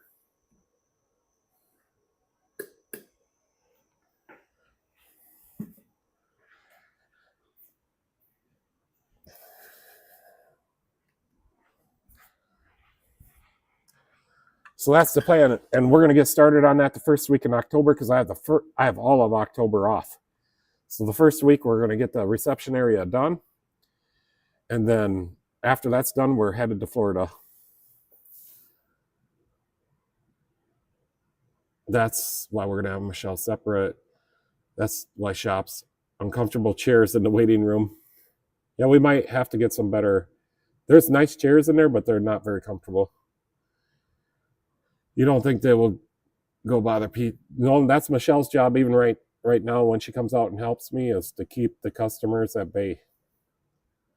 They still ask for me to talk to me, and they kind of ignore Michelle a little bit. But some of them now only talk to Michelle, which is great. I do come out from the back when I'm working, and I'll say hi because my customers do want to see me, and they don't want to think that I'm ignoring them. So I'll hear somebody in here, and then I'll go say hi to them, and then I'll go back to work. So I'll give the code for like Napa, UPS, the mailman. I'll give the code to all the people that are important. Yeah, I had it all cleaned up, but we are just that's kind of where we put stuff right now. To Michelle took the Daisy dog out in the swimming pool the other day. Worked pretty good. Daisy got shampooing and got to go swimming in the pool. And then let's see, on our we went to a Hudson trip the other day, and then Daisy got her first time ever swimming. Oh yeah, that's on a slideshow. I took that picture of the flag on the way.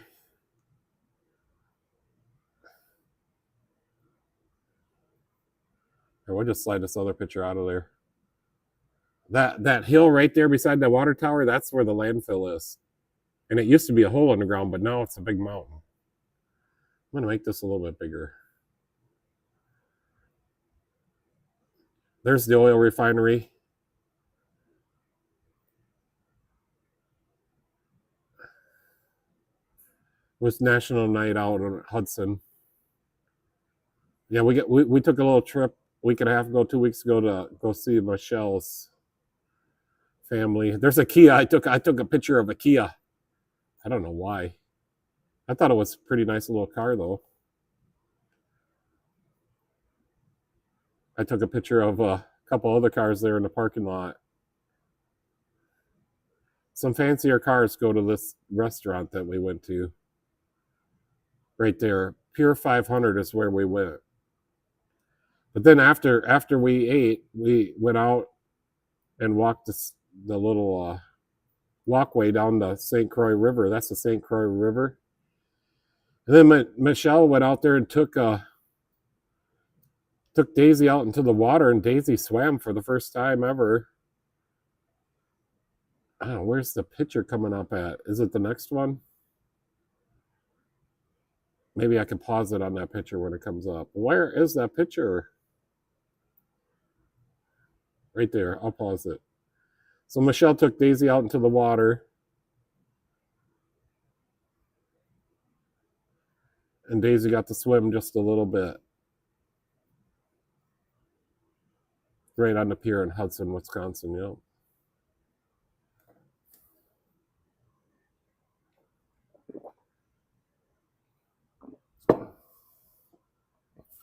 There's a Kia dealer not far from us. I test drove a V6 Stinger a few years back. I'm glad I didn't buy one. Yep, that's what I got to work on tomorrow. Well, not a Stinger, but this car over here is a Kia Sportage. Sorento. What? I gotta go look at it.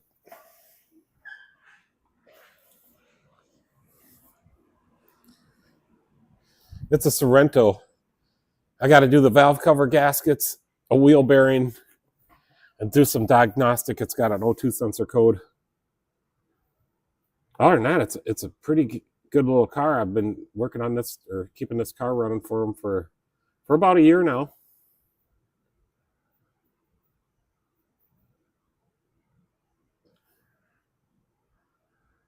I just drove it before I brought it in. It's for tomorrow. I just drove it before I brought it in, and it's the left front wheel bearing, and they're both in, so that should go pretty easy.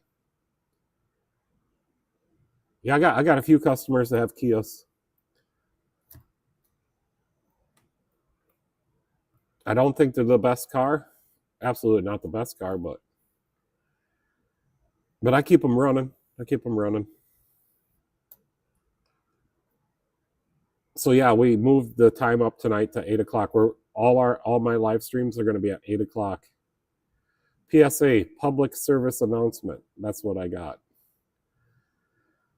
So we work 8 to 8. So it just works out better for me to have the live stream start at 8.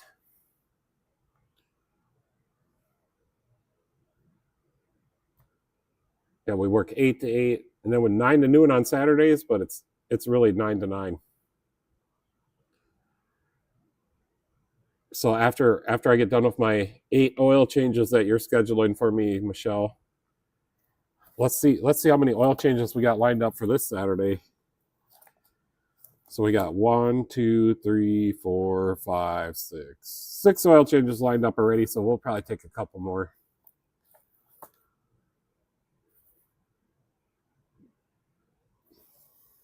I think Kia was made for economy prices, but decent vehicles. I'm not sure. Yeah, they're cheaper, and I'm not sure if the newer ones, I think they're better now, and I think they got a pretty good warranty.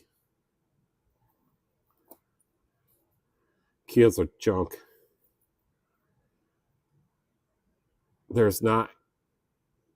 No, it's 9 to noon on Saturday as listed hours. But Michelle. Well, this Saturday I got one coming in at 8 because he needed it done, and he's got a PCV valve that we got to change. And we always work till like 9 o'clock on Saturdays, 8, 9 o'clock.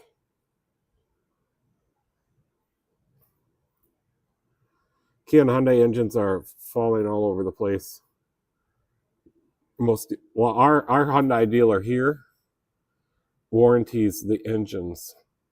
Let me show you. I just had one come in.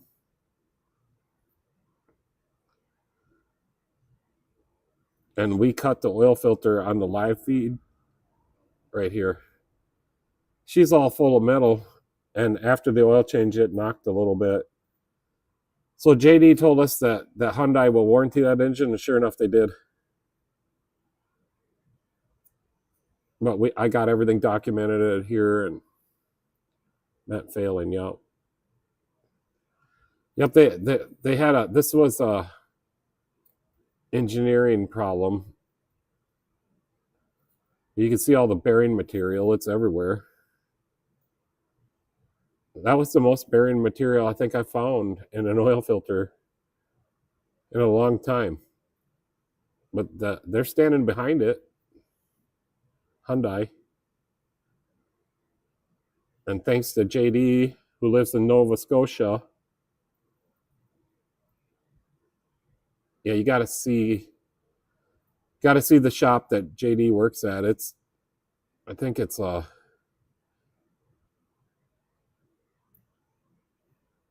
yeah, here's a Kia with a 5-speed. What do you think of that, Mexican? This is Kia Sportage. It's got a 5-speed. Anyways, look at JD's shop. Nice and clean. I could work in that shop.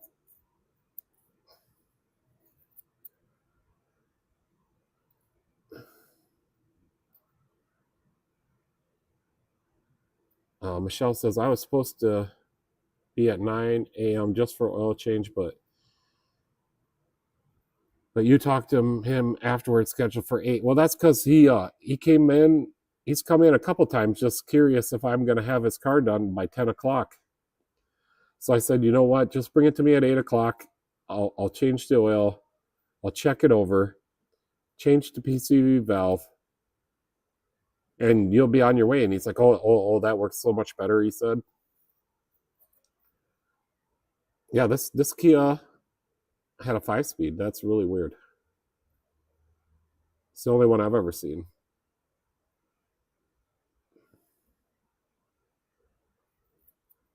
One that JD is working on up in Nova Scotia. There's the parking lot to his shop. He's got some exotic cars there.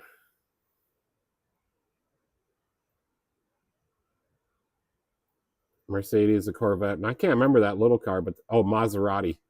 That's a Maserati in Canada.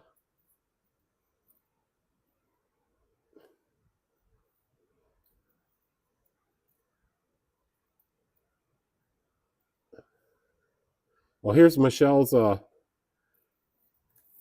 uncle's Roadrunner. That's for sale.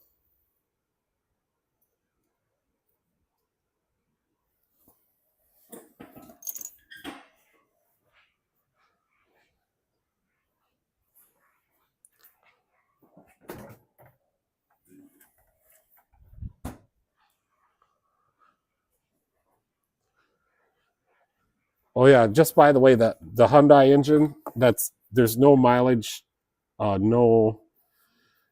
You can be multiple owners. You just have to have records. There's no what if your engine went bad in that particular model of car, it was under warranty no matter how old it was, how many miles it was, and how many owners it had, as long as you could provide some service records. Yeah, 68 Roadrunner. Is that a 4-speed car, Michelle, or is that an automatic? It's got a 440. This one's pretty original, Mexican.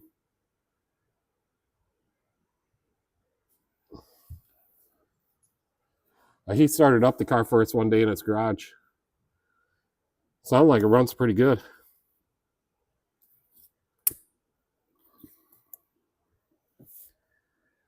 It's a 4-speed, yeah. It's a manual transmission.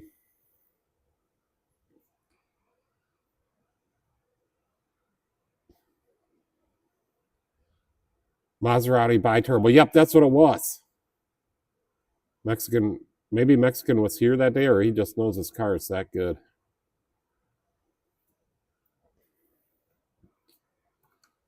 Yeah, I got a picture of the engine on that, I think.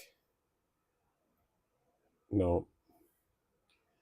I do somewhere. It's in my phone. I forgot to put it on here.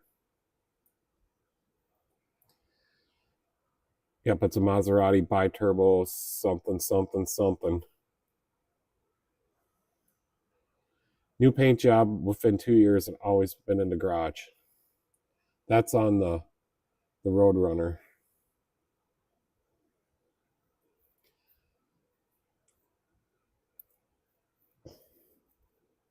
So are those stripes on the hood, are they supposed to be there?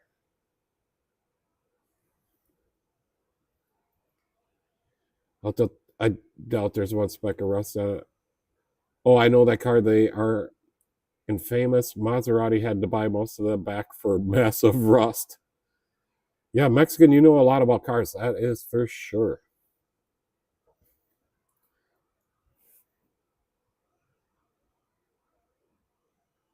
Did you get your Dodge? Was it a Durango ECM problem figured out, Mexican?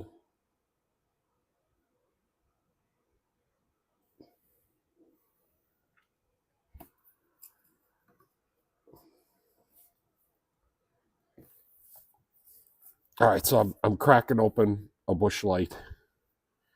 It's almost 10 o'clock, so I'm okay to have a bush light. I got the doors locked. We keep it all picked up in here. It was really weird. What was it yesterday, Michelle? The chief of police came in here for like a half an hour, just wanted to chat. I just thought that was kind of strange, but I guess we're open to the public, so he was on patrol, parked his squad car outside, and he walked in and chit chatted. Yeah, it was last night. Chit chatted with us for like a half an hour. Not wet. I'm waiting for the electrical cleaner to come in. I got the temp sensor to put on tomorrow. Well, hopefully you get to the bottom of that. It's been quite a few years since I've worked on something like that, so I don't remember the Dodge ECMs, if they were prone to failure or not. He actually came in to visit Daisy and seen our doors open. Okay. Well, I mean, that was nice of him. I just thought I was gonna get a citation or arrested, or I was in violation of something. That's what I thought. But no, he just came in to talk to us. He was scoping out the place. Yeah, for sure. I mean, he brings his own cars here and the squad cars here, so. But he never really he just really comes in and talks to me in the mornings, like says, I need an appointment for this and that. Did you see Kim and Buff bought a night? Yeah, we watched them. They were in Yuma again. Had the exact same problem on hers. Exact same problem on her was from buying it. Yeah, she was starting to change out some computer on there, and I know she said TCM, but they were talking about ECM. So, and then they had to wait till the next day. She took it out or something. Had to wait till the next day for it to come. I had a hard time following it. We had a friend stop by and she asked why the police were going to see Daisy. I told her Daisy was either getting a ticket or going straight to jail in the middle of the night. Yeah, so is Buff having a live stream tonight? Mexican? I could go look, I guess. Sometimes people don't schedule live streams. But I'll just go in there and see what it says. I can bring you guys along. Well,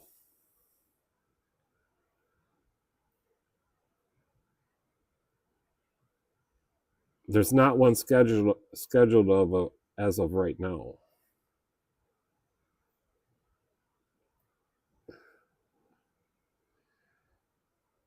The video before that died on the highway. Yeah, that's what they said, a failing ECM. Did you hear from them? Did they get it in there and get it fixed then? No, he is tired from working. He might be live on Saturday. Yeah, no, I know you're live on Saturdays. I get the notification, but a lot of times I'm deep into it. So Sundays, you do one late on Sunday, so that's the best one for me. And I can't remember this last time I went in and I was still doing something, so I could only hang out for just a little bit. I'm waiting for news if the ECM came in.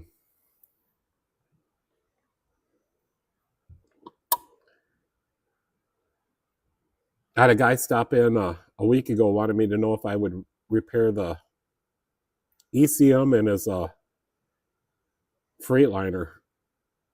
Well, I don't know if it's a Freightliner or what kind of truck it was, probably a Volvo. But I said no. And he's like, I'll bring it over here for you anyways, Pete, just to see if you can fix it. I'm like, I can't fix ECMs. And if I could, I have no way to test it.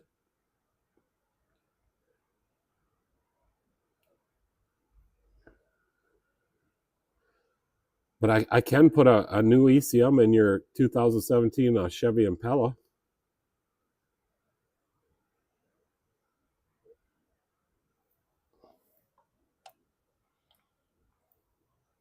Yeah, I got one little can of that deoxit.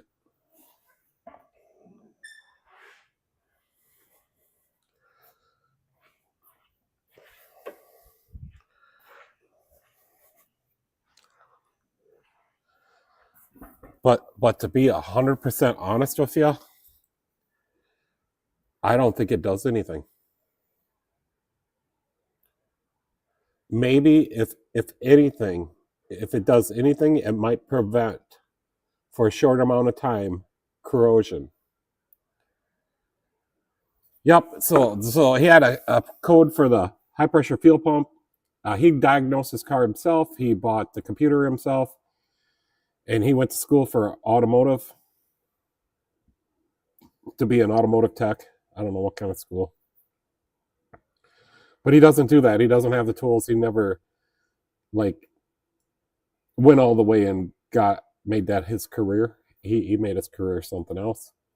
But anyways, he diagnosed it. He believed it was a computer, so he already tried to buy one that was pre-programmed and put it in there, but they didn't pre-program it right. And I don't even know how he got it running because it needs the security learned. So I got an MDI2 and I just programmed it, went to AC Delco TDS, and I programmed it all and put it in there. I had to relearn the security, do a crank variation relearn. And after I got that done, I went on a test drive, no codes. I did not do a full drive cycle because we got it done, at 7:30, Michelle? So it's this car right here. And there I am walking back, parked it, ready to call the customer. And he did come pick it up at, 5 to 8. Which we live here at the shop anyways in the motorhome. So we allow people to come pick up their car at any time. But yeah, it fixed it. And that's a nice little car. As far as I know, it fixed it. And I told him that if the light comes on or anything, if there's any problem, bring it back here. I did not. So I just decided to go for programming the computer because I knew it would take a couple hours. He had one. He wasn't going to take it back. So I just decided not to do any diagnostic on it, just go for it. Other than it had the code when it came in. So yeah, it fixed it. He is very happy. He was very surprised I got it done in the same day.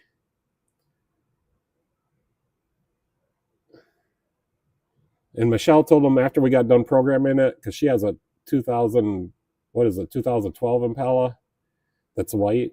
So Michelle told him when he came and picked this car up that when I programmed it, it made the car turn white. And your car's parked over beside the shop on the other side. He was a little bit confused of what we were trying to joke around with him about, but he's like, no, my car's right up front. I seen it when I walked over here. So he's a local guy. A really nice guy.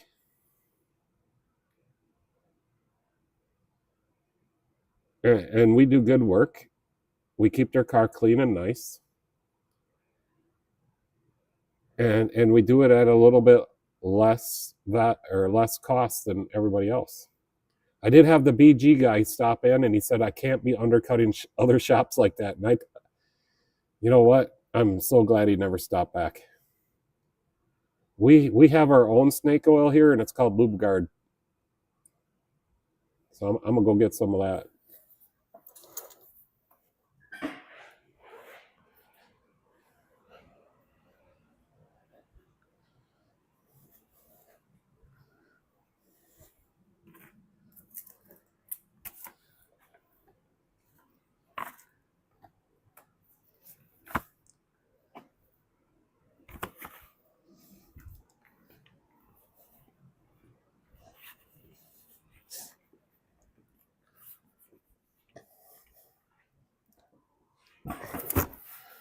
So I guess if you're gonna sell snake oil, I'd rather sell stuff that I know that works. So we use the Lube Guard here for the transmissions. I got stuff for all the different transmissions, for the shutters, friction modifiers. It does work. Been using it for years. I got this stuff. The squad car was burning a quart of oil every time they filled it up. I put some of this stuff in. Now it only burns 1 quart of oil, maybe 1.5, to every oil change. That's 5,000 miles. 0%. They run the squad car to 0% on the dash. Limited slip, friction modifier. If you got a limited slip, you need this stuff. This stuff does work. I do a tranny flush and fill right here.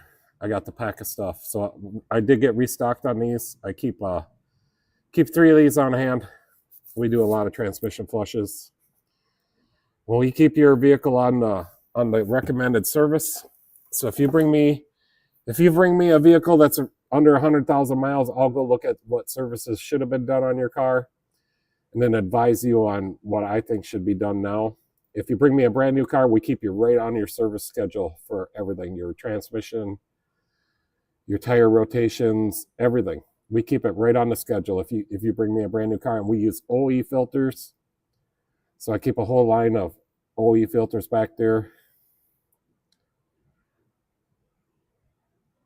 My Impala is a police interceptor with a big engine, but she's got some structural issues. Well, they're not really structural issues. It needs 2 rear struts, sway bar links, an engine mount. I think that'll do it. So I'm going to get it fixed. I just don't know when.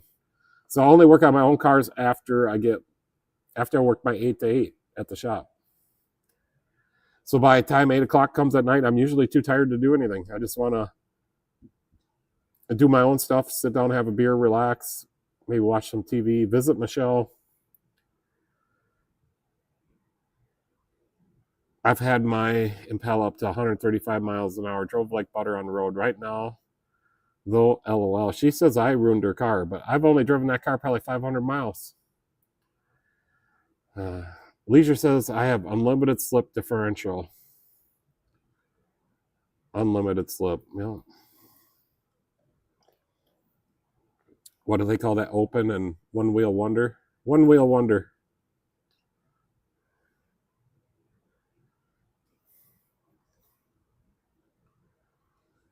But yeah, some BG stuff is good, like the Enforce. That's really good. You have to buy a case at a time, and he wants to sell you a case every time he comes here. And then some of the other stuff is good too. $10,000 for the transmission flushing machine. I don't think so. It looks like I could build it myself. But he did say I can't be undercutting shops like that, and I said, well, I'm not really undercutting them. I'm just giving everybody a good value for their money at a fair price. I don't think I put 500 miles on it. No, I did. You haven't even driven it since I've been driving it because the strut's blown out of the back. Sway bar links are out. I think they're out in the front too. But when I do sway bar links on people's cars, I do them in pairs. So if there's only one bad, I save the good one. So I got some good used ones that I've saved that maybe we can cut down and re-weld together and put them on the Impala. It's just getting to the point where that Impala might not be worth a lot of money. So I feel like I shouldn't put a lot of money into it. That's how I feel. It gets me where I want to go. Just it's kind of clunky and noisy, and like people can hear them clunks because they look at me when I go by. It is kind of difficult to drive on a snowy road because the back end is kind of wiggling around on me. Oh wait, I did let a friend drive it to Las Vegas and back, but it was good when I got it back. Yeah, but that's where all the stuff got wore out then. And it just happened to fail when I was driving it. That's rusting out a little bit, but it's still a good integrity enough for a few more years. The engine is really good. Transmission is really good. So at least we got that. And it's got the 3.9, so that's not the overhead cam engine.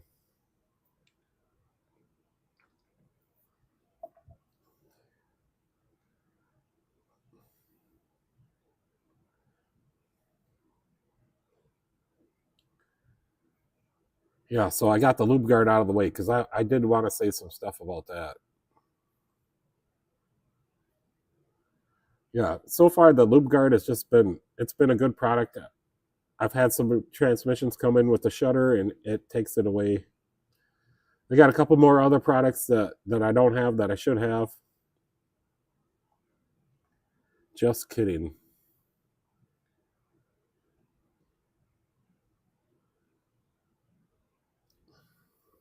What else can we put up here? Yeah, Daisy's newest picture. That was just the other day. And then the Liberty's right there behind the motorhome. We pushed that out. It's been in the shop long enough, and I've been slacking on getting that engine done. I did work on it today. I got one valve put in out of the 4 I got to put in. Got to hone out the cylinder block. One of the piston rings was, the oil ring, scraper rings was folded over from the guy. And you know me starting it up and getting it running probably put some scores in the cylinder. I'm probably the one that's got to take the blame for that.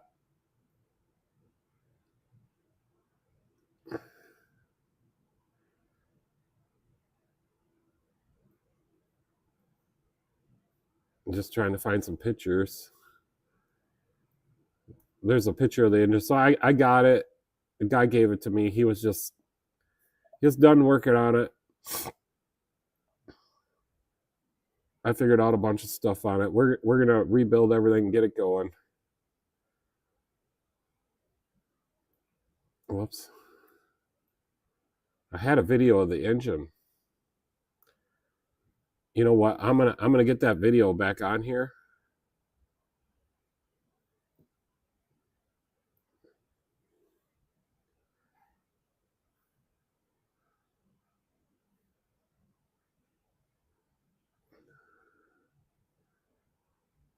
Of course, Shane.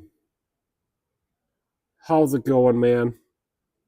How is it going, man? Hopefully it's going all right. I watched a couple more videos of yours today. You looks like you get into a lot of body work.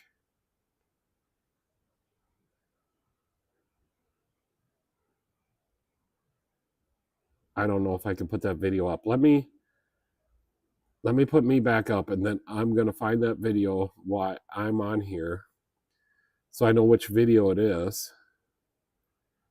It would be in here.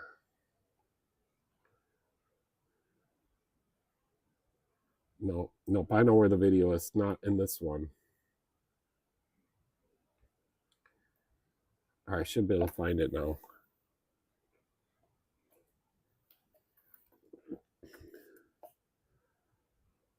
It's called 3.7 fail. Okay, I'm gonna try to add that video because that's pretty interesting. You guys should get a kick out of this. So if the screen goes black or something, don't worry about it. I'm just putting a video up here.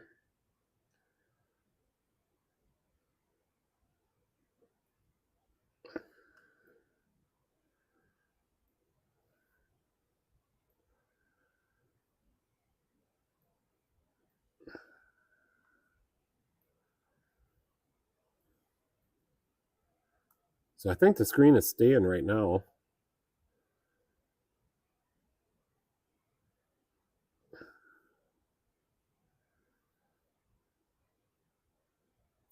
I do a lot of short videos, so I got a few videos to go through here to find it.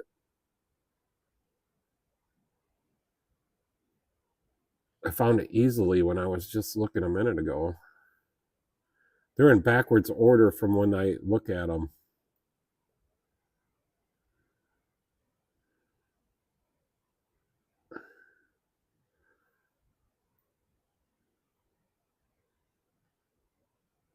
That's weird. I cannot find it.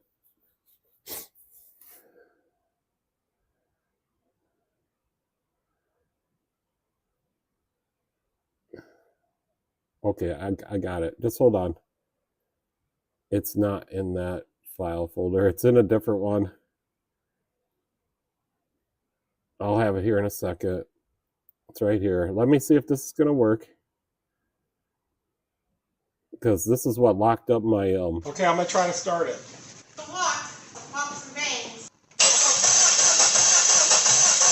think it's working.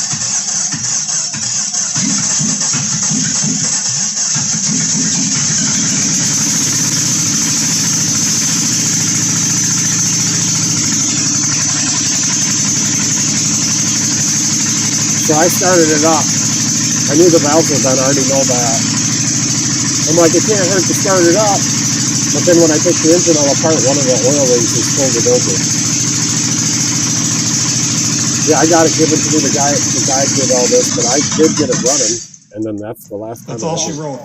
That's all she wrote. The last time it ever ran. Okay, I'm gonna try to start it.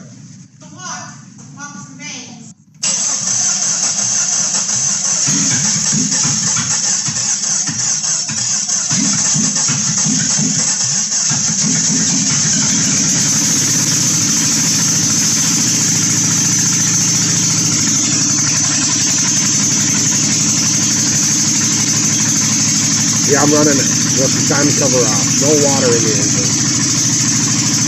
But the oil is just, it's staying in there. It's not spraying out.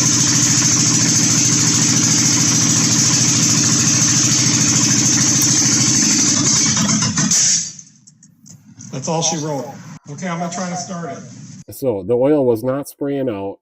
It was staying contained in there, dropping back down into the oil pan. But I guess I had no way of knowing that one of the rings was folded over. And it did score the cylinder a little bit, but we're going to hone it out. If it burns a little bit of oil, it burns a little bit of oil. But I had my brother look at it the other day, and he says he thinks it's going to hone out pretty good.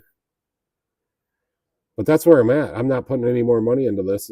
We got it for free, and it's not worth putting any more money into it. I'm going to have a ton of labor into it. So far, I've had to buy 4 intake valves, set of head bolts. What else did we buy? We bought something else, Michelle. What was it?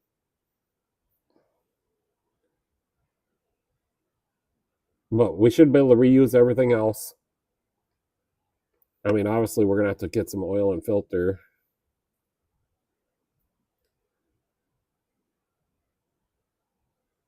But we should be able to make it run. Be a nice little Jeep. I really don't think it's going to burn oil, but it could.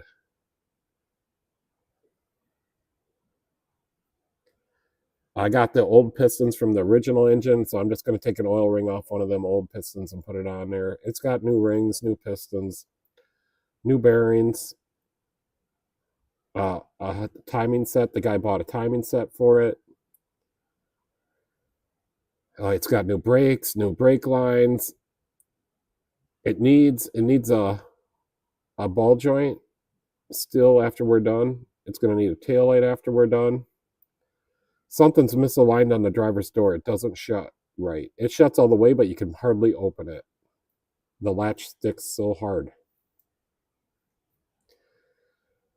Timmy is here. Timmy does everything. I hope you're feeling better, Timmy. Yeah, it came to me as a basket case. The motor was just laying in there. So I did everything I could do to figure everything out. Somebody left the cam bolts, the cam sprockets loose. And from turning the motor over, I don't think it was me, but from turning the motor over, I did turn it over when I got it. So it wasn't me, because it turned over. But somebody turned the motor over and bent the valves. So I found out that it didn't have compression on 3.5 cylinders.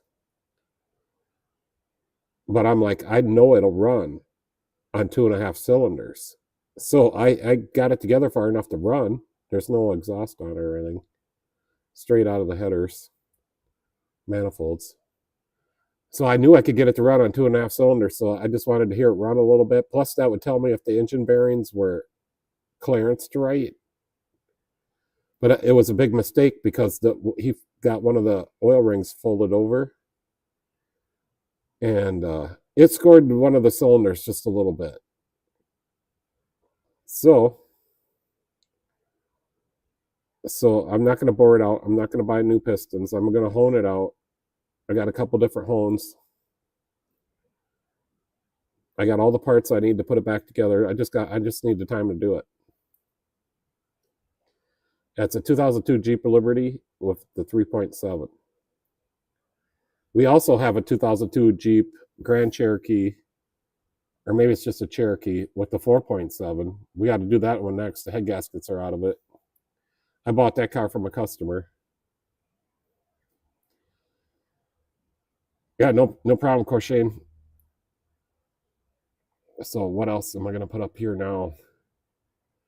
That was pretty cool that I got that video put up here. So last time I tried to play that video, it locked up my OBS studio.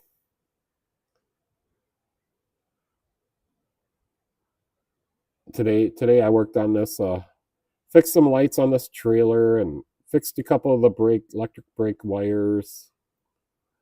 Michelle ordered them a couple new taillights because they're LEDs and some of the LEDs are burned out. Got water intrusion. Taking on water intrusion into the LED taillights. And it's a 2024 trailer, so man, they just don't build stuff to last anymore. And then he pulled straight in, so I'm like, he's not going to be able to back this out. So Michelle helped me back it out, and I drove it around the block, and then I backed it in so he could just pull right out when he came to get it. He just got it a couple hours ago.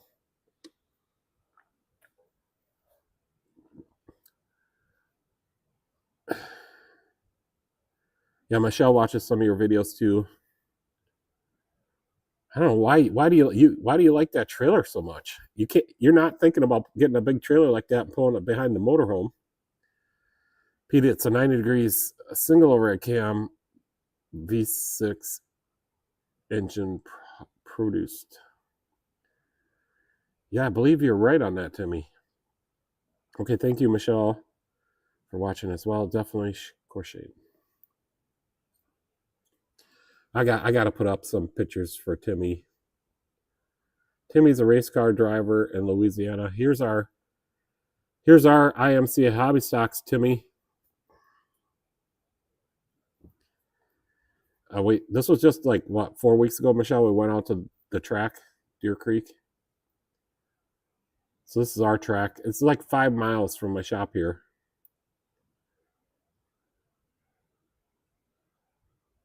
Hoisted. No, you can't put a hoist in that trailer. It's got to be a tall trailer.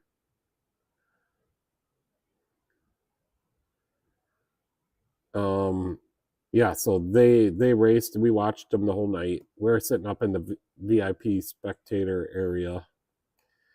And then the winner was the 21 car in the modifieds, a US MTS modifieds. Hardly any rules on these cars. So the 21 car won, and that guy's dad built my car. And then the 87H is Harley Deus Racing, and he's on YouTube, and I watch some of his videos. He got second place. I watch a lot of his videos. He's got a lot of shorts and a lot of long videos. And they're sitting in tech, and I'm over here bothering the guys. Yeah, there's the Bleece kid right there. He's standing right up right there. Where's Harley Deus at? I don't see him.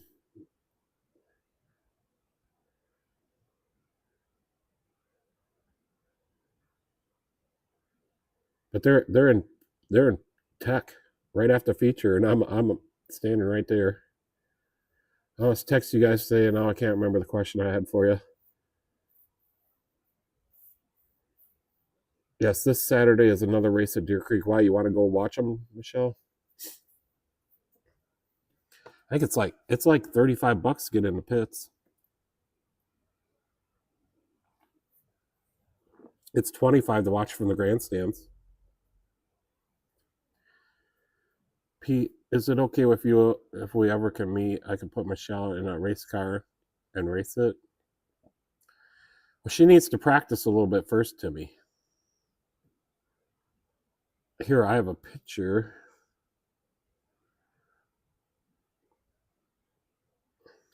So the 21 car, his dad built my car. I'll show you what it looked like when here's what it looked like when I bought it.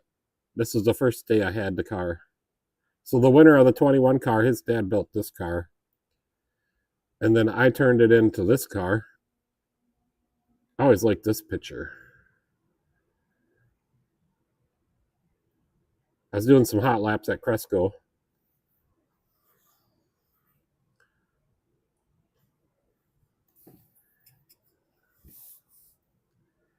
And then, oh yeah, I was going to put Michelle up here. There's Michelle. This was just a year or so ago, right, Michelle? Here, I'm gonna look something up real quick. I'll try to talk to you guys.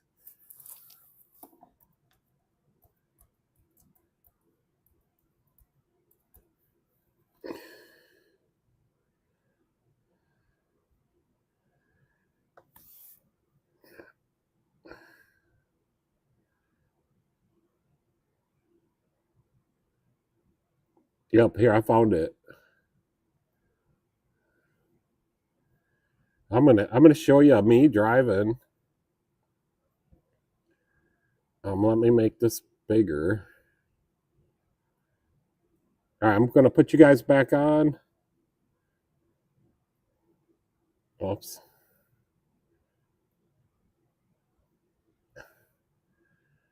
All right, we got to do it in order. So I'm going to go back up, put the computer screen back on.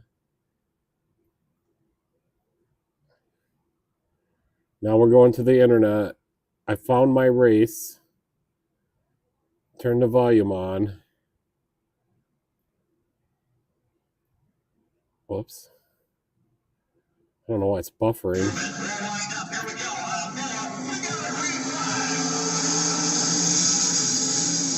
There she is, the old one.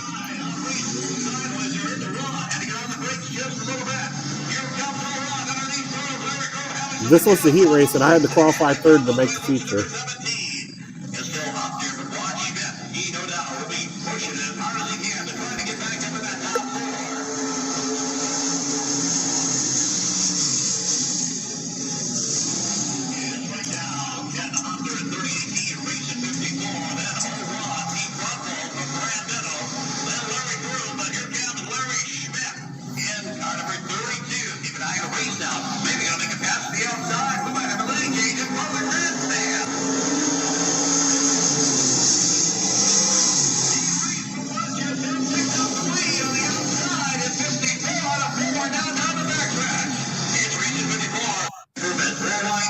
Anyways, I got third. That's not bad. This is one of my first races at Cresco. First time running IMCA and McCurry tires. This track is very flat. It's a 3/8 mile. A little bit bigger, maybe it's a 410. And I just got a little motor in there. I got 358. It's a roller though. This is not the engine that's in it now. The engine that is in now, I would have passed everybody on the first lap.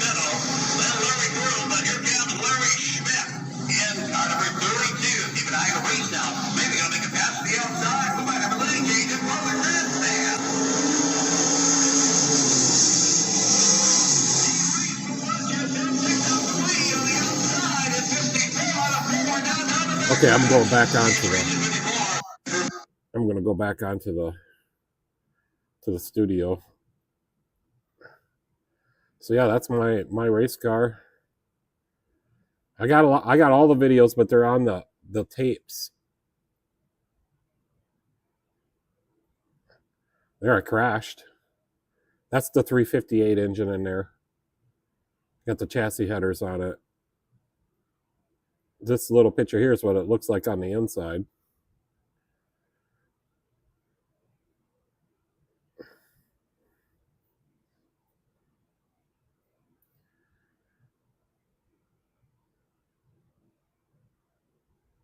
Groove the tires? Yeah, we groove our tires. Where's that picture?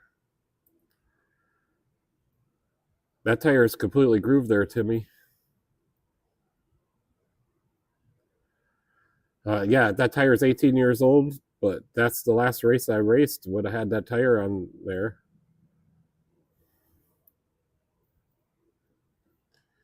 I got a tire groover.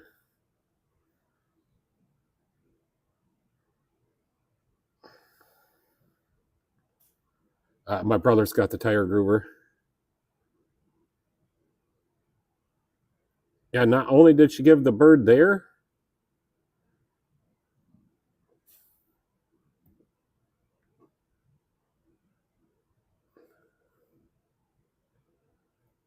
she gives the bird there. Benny came with the 67 Nova to give her a ride. And he actually came 3 times before this, but Michelle wasn't ready to go. But finally showed up with the 67 Nova and decided to give her a ride, and she flipped me off in the picture. And then she said that Benny was going like 90 miles an hour the whole way. She said it's got some giddy up.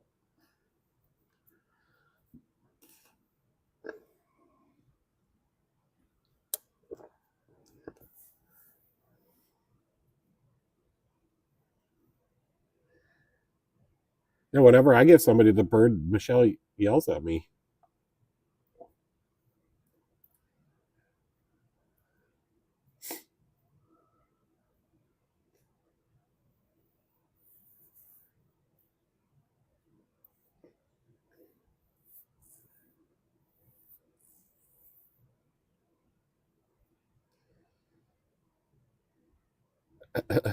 That's kind of true. She gave me the bird and I never let go. Yeah, that's one of my customers' cars, and he restores them cars or customizes them cars according to Mexican. But he does take it all apart, renews every part in it, puts it all back together. Usually always puts a 383 in it. Sometimes he does the transmission, puts a different one in. But they're all like, if the car was a manual, it still is a manual. He only gets like manual cars. He paints them himself. He puts air conditioning in every one of them. I was think I can them tires be grooved in that classic car. Timmy, are you feeling better? I just want to know.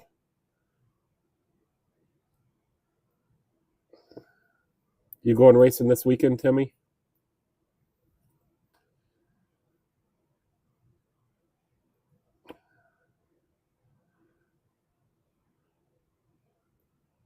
There. I want to race in a street stock, Timmy.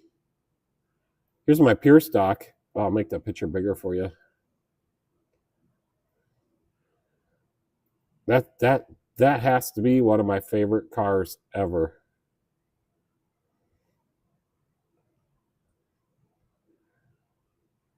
I sold that car when I was done racing it. Somebody wanted it. It was a nice little car. Still fast. It could win race. I want to race in it. No, I got family coming over. I gotta visit. There's my first street stock, but my second race car. And then this is the second street stock, but third race car. And then we go to my modified right there. That's the beginning of the season. One of the last seasons I probably raced it. It's all brand new wheels, tires, tin. Now it has the 406 roller engine in it. This engine. Nope, not that engine. Sorry. That is the 358 roller there on the top. This is the 358 roller. This is the first engine I ran into modified.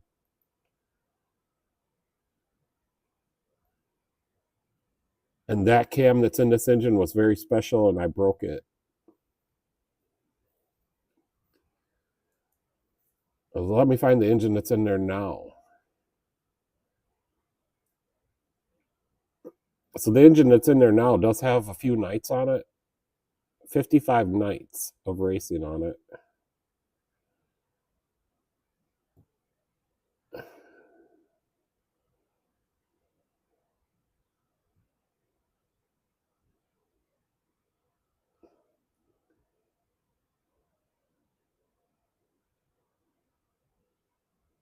Yeah, it does look like it does for sure.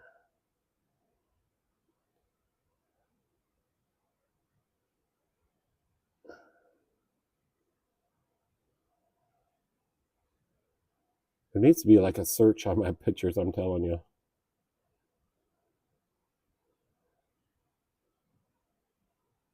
It should be right here somewhere.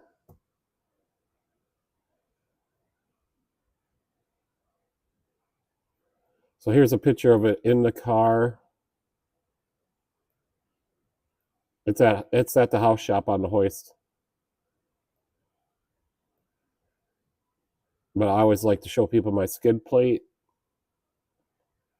And then I had another new picture of it in here somewhere. Yep, here it is when we just put the engine in. The lifting plate is on it still, and the caps are still on it for the cooling system. But there's 55 nights on this engine. It needs to freshen up. And we found some heads from Summit. I think they were like $3,500 ready to go for 750 lift cam, roller cam, flat tappet roller cam.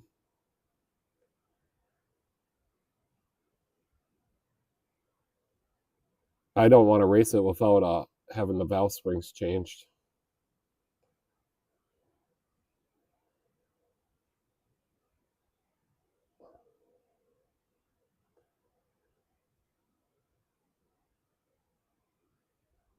I grew up with muscle heads in my dad's grandfather and uncle.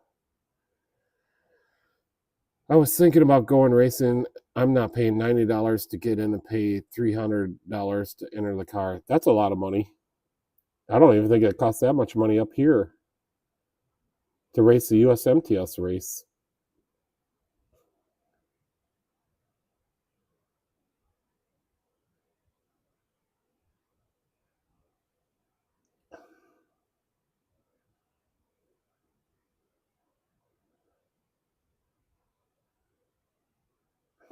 Well, let's put Leisure's modified on. Asphalt modified.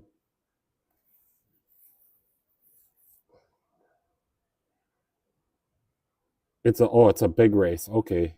Yeah, big races are more to get in because you win more. Yeah, my uncle still has a 68 Roadrunner. I grew up with him. Car show, street racing, whole way home from St. Paul to Minnesota to the boonies up north. So much fun.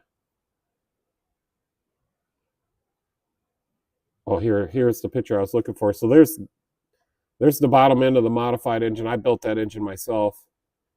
It's got the S10 plastic fan on there. I'm telling you, Timmy, these fans, that's a factory fan, so that's legal in our area. USMTS don't have very many rules. And then I got the scat crank, scat rods, Calais main caps, fully balanced. She's a beast. It's got the Hooker Super Competition headers.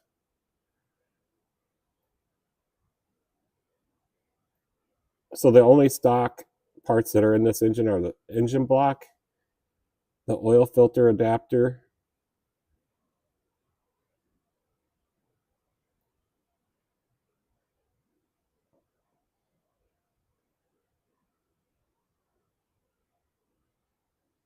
of course. Shane says, yeah, I love car shows. There is a car show coming up. I'm going to. I like car shows. I just never have the time to get there. What else is a stock part for this engine? Maybe a few bolts here and there.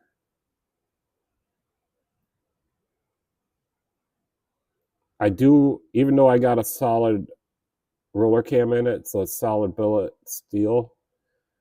I find that the best distributor gear to run is the stock one. So there's a stock distributor gear on here. I do not run the bronze ones. I stripped a couple of those off.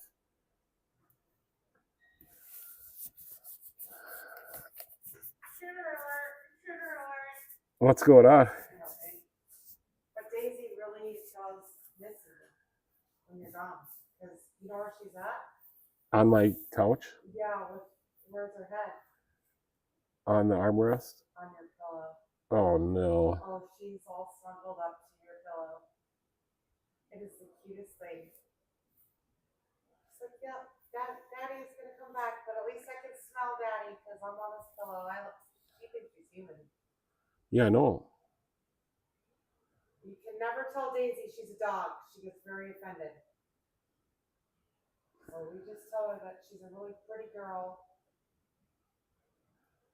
She's the best girl. Stuff like that. Okay.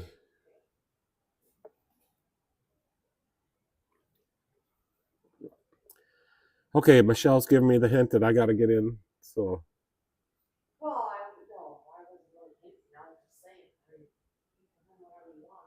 well, it's getting late. We started an hour later tonight. We had a nice little live stream going on here. Yeah, I'm really glad we got some good newer people and good people, and I don't have to block people tonight. Yeah, Michelle didn't have to block anybody tonight. That's That one. What happened that one day? well, it's when we're on the short feed. Yeah, but it didn't happen after that. It only happens when you're on the short feed. Tim T. Tim T. The boss has spoken. Yep. Oh, hi, Tim. Yep, you could say that. Yeah, I am a friend of the boss. I don't have a paddle with me though. It's in one of them. How you doing, Tim T? Where you from? Today you could stay on for a while. I was just coming in. Yeah, we're getting pretty close to our 3-hour mark. I'll just stay on to the 3 hours. Okay. Well, I'm watching your favorite show with Jimmy Fallon, so. Well, she said she's watching Jimmy Fallon. I don't like Jimmy Fallon. I know, you're not listening. I don't like him at all. Yeah, I'm heading to bed now, so have a good night. See you next. Yeah, nice having you on here, Corshane. Hope everything's going better for you. Looks like you're staying busy, though. I'm an NBC girl. Thanks for coming. Appreciate it. Well, we're doing pretty good. We got about 18 minutes left, and then we're gonna call her night. So just pretty much the regular people came on tonight. I'll see you later, Fortune. We didn't have to fix. Thank you for. Okay, you're in Virginia. That's cool. Do you work on cars, or are you in the automotive? Virginia, Tim T's from.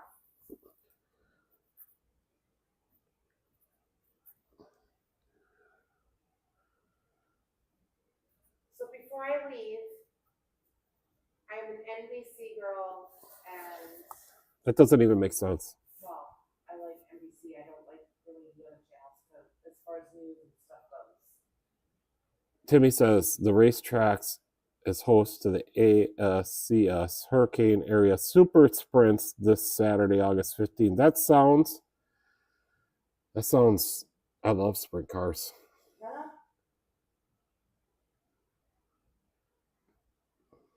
You have a good night, Fortune. All right, I'm going back in. All right, Michelle's leaving. I should lock the door so she can't come back in. No, I'm just kidding. No, I wish I did though. Okay. Yeah, no, we try to help people too if they have any issues with their car. We try to guide them the right way. We tell them our advice. So we've helped a few people, I think. So yeah, I run the shop here and made it to be a YouTube shop. I always wanted my shop for YouTube. I've been planning it for at least 10 years before I started doing it. And finally got to the point where I can, there's the shop outside. Finally got to the point where I can have a nice area to do videos, and we let everybody know that there's the YouTube sign. We let everybody know when we do videos. I have some customers that every time they bring their car here, they're like, "Are you going to do a video on my car?" I'm like, "Well, probably not." When I lived in Tennessee, Bristol Motor Speedway. Yeah, Bristol's awesome. I like when they put the sprint cars on there. Yeah, you have a good night too, Corshane. Nice to have you on here. What hold Thursday night street fights?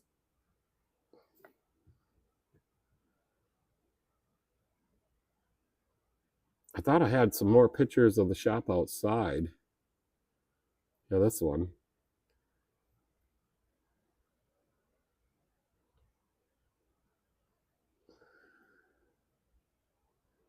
Yeah, so there's the shop outside.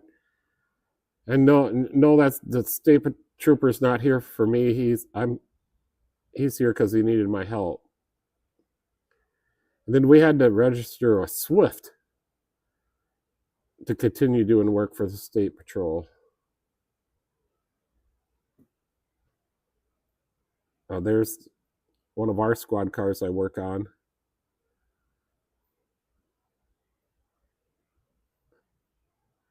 Done a little bit of work on this one. Would hold Thursday night street fights. Yeah, local kids and adults would race their cars on the drag strip. Yeah, that's what they need. That's what they need to get kids off the street doing it.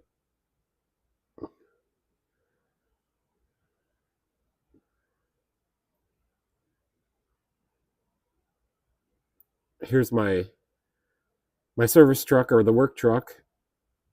It's a 2008 F-150 STX Super Cab. I put a plow on there, and then here we are doing the parade. We got Auto Value, Napa, and AutoZone to sponsor candy and water. I handed out almost 200 bottles of water in the parade that day. Good thing it wasn't too hot.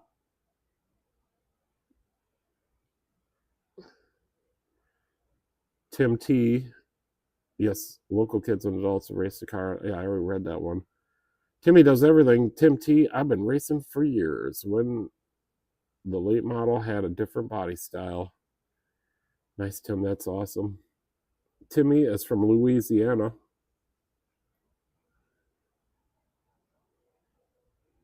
Timmy does everything. So yeah, we just got a little shop here. We fix people's cars at a discounted rate. Economy style. We don't charge as much as the other shops, and then do some YouTube videos. So maybe later on, after I get some more monetization going on here, we can fix cars for free and just pay for it off YouTube. What do you think about that? And then I also know which cheaper parts are good to put on. Although I had a Duralast wheel bearing fail the other day. We got 12-month, 12,000 mile warranty, so I changed it out for him with no charge. AutoZone upgraded us to the gold wheel bearing because I told them their cheaper one went out. So we upgraded his wheel bearing at the same time. Although the upgraded one, I don't know. Didn't seem upgraded to me.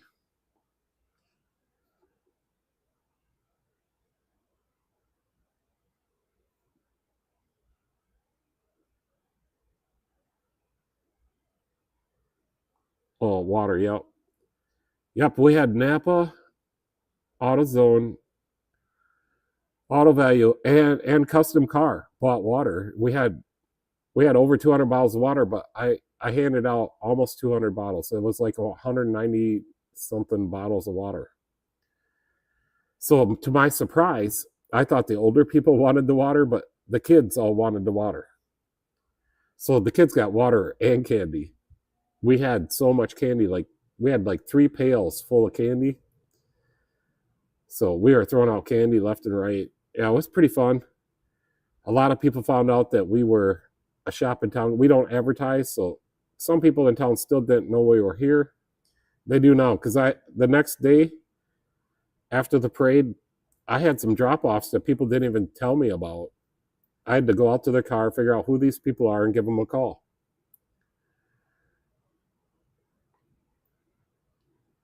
You had a great picture from one of our friends. Oh yeah, I did not put that picture on. I could download it later and put it on. Oof, Michelle drove. Daisy was in there. Tim T says, yeah, dirt track racing is awesome. I bet it was fun. Yeah, I used to race dirt track. Pure stock. I started out with that pure stock. And then I built this street stock. And then I built this street stock. So 3 years in the full body cars, and then I went right to the big one.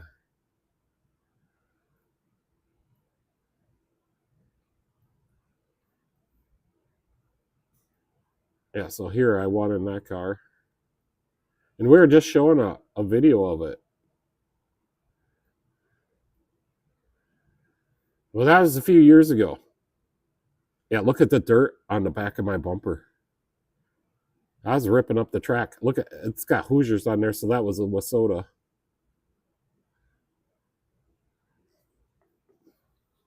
That's me.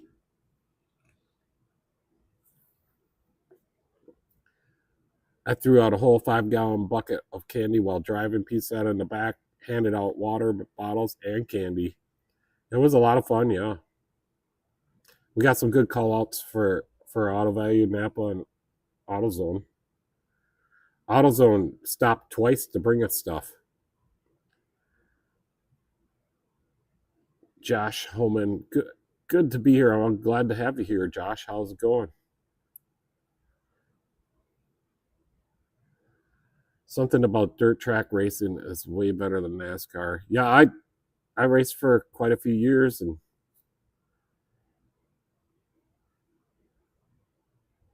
so I raced up to 5 nights a week. Most of the time it was just 3. But when the specials were on, sometimes that was 5 nights a week. Yeah, the guy got more pictures of it.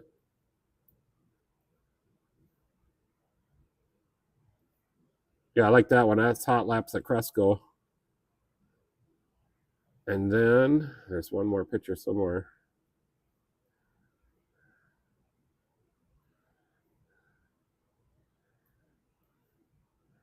Not that one. So it's this picture. Where did this picture go to?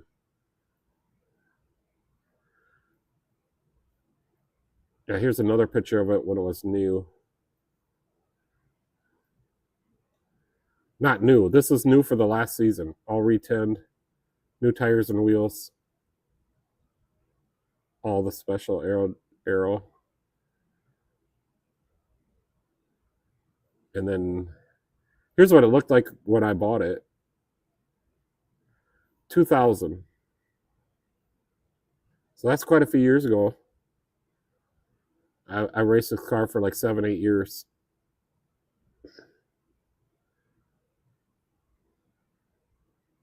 We did get it running again just last year. And I changed it from methanol to E85. And we took it out. We ran it at my brother's house. I wanted to make sure it felt like it was jetted correctly. And it felt pretty good. We actually have a video of that somewhere, Michelle.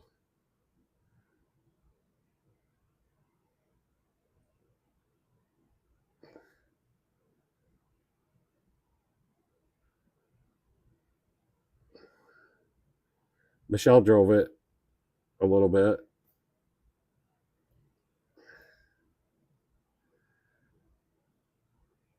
Yep, she's pretty loud. It's got a 406 full roller in it with the headers that are on it are Hooker Super Competition header, and they're like a shorty header.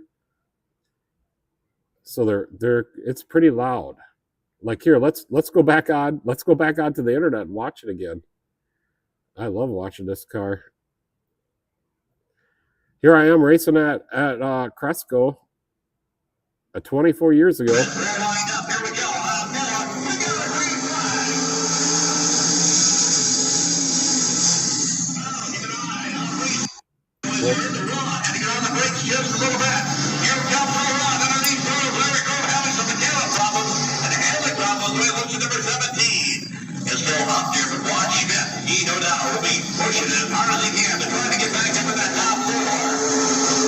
I'm in third right there.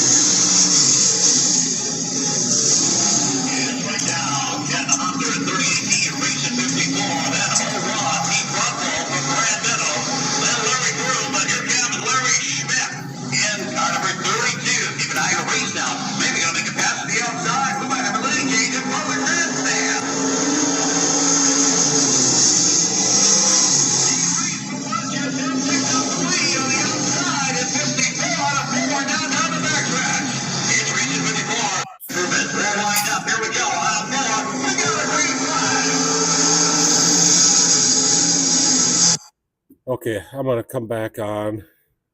There's another video I want to show you, but I'll go find it.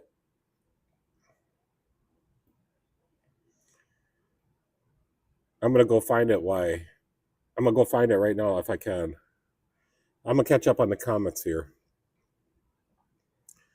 Tim T, when I watch NASCAR, I want to tell the announcer off. Did you watch the Indy 500? Oh my gosh, the announcer at the very end, that was crazy. Went after the events and handed out more free water. Yeah, we did. We did hand out some more water after the parade. Mitch. Of course, Shane, you guys are the best. God bless you. You're so kind-hearted. Well, thank you. You seem to be the same way, of course, Shane. Man, that's cool as hell. I bet that was an adrenaline rush. Yeah. I didn't win that one, but I could feel it. Like when I do win races, I'm in like a trance. I'm like one with the car. Leisure said to stop watching NASCAR. After Dale Earnhardt died, I couldn't watch it for the longest time. But then what got me back into the racing and watching NASCAR was Jimmy Johnson. But now Jimmy Johnson doesn't race, and they came out with stage racing just to stop Jimmy Johnson from winning 8 titles. It's hard to watch. I do like watching the IndyCar, so I really enjoy that.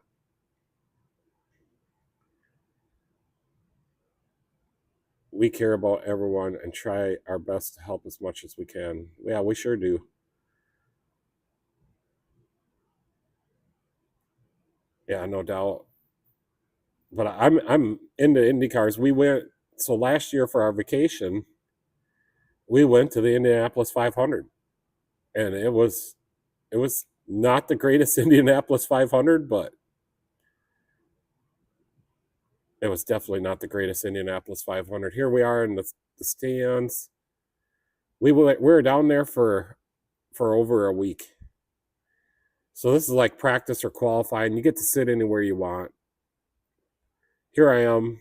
Michelle's back there too. By the pace car. Yeah, I'm not too much into the motorcycle bike racing, but I have seen some pretty good YouTube short videos with some motorcycle racing.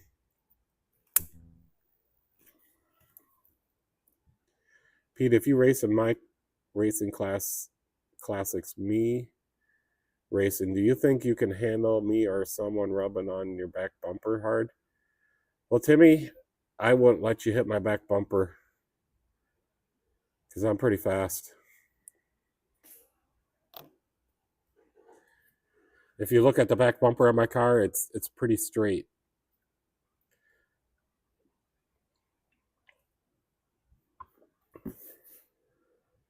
And then here's the flag. So we got to park the motorhome right out in front of the speedway. I took this picture right out the front of the motorhome, pretty much.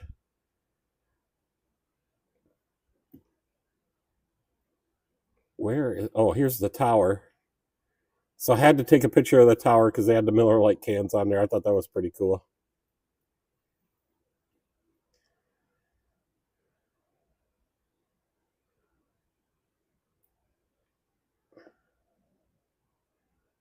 Yeah, so there's an Indy race coming on.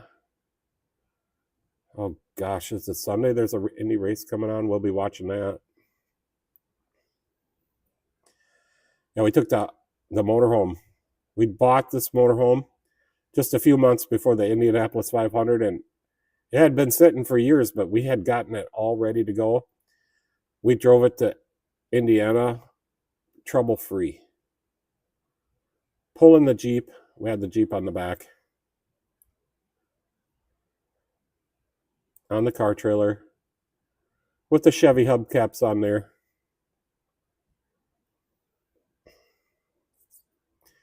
Michelle says she's the best at dealing with customers that are in a panic because a light went on their dash. Pete doesn't deal with the panic, so I'll take over. Yeah, some people panic over the tire light coming on.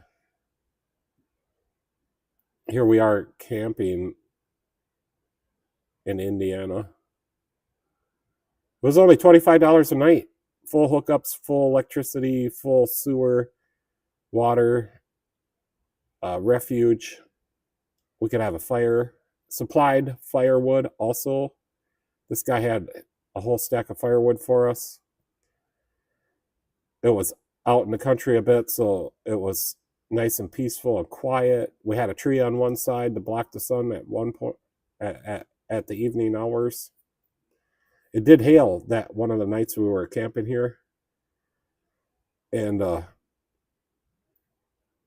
we parked the Jeep and the motorhome farther underneath that tree.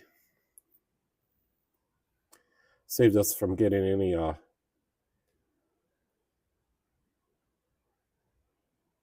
hail damage.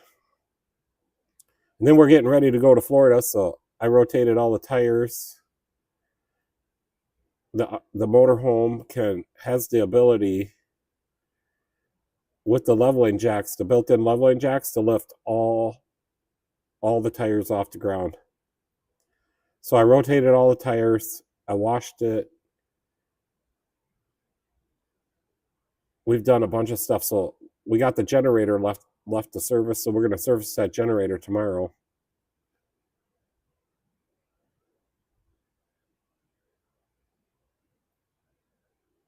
There's just a few things left we got to do to get ready for our trip. Well, we just upgraded all the batteries.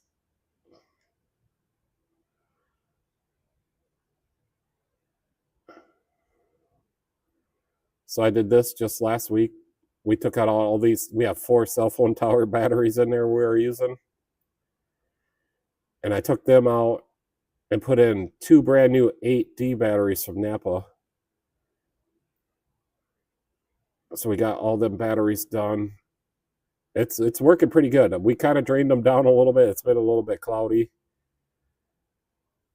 What else we did?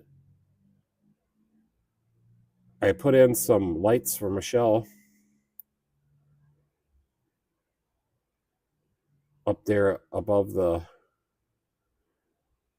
slide and the trim.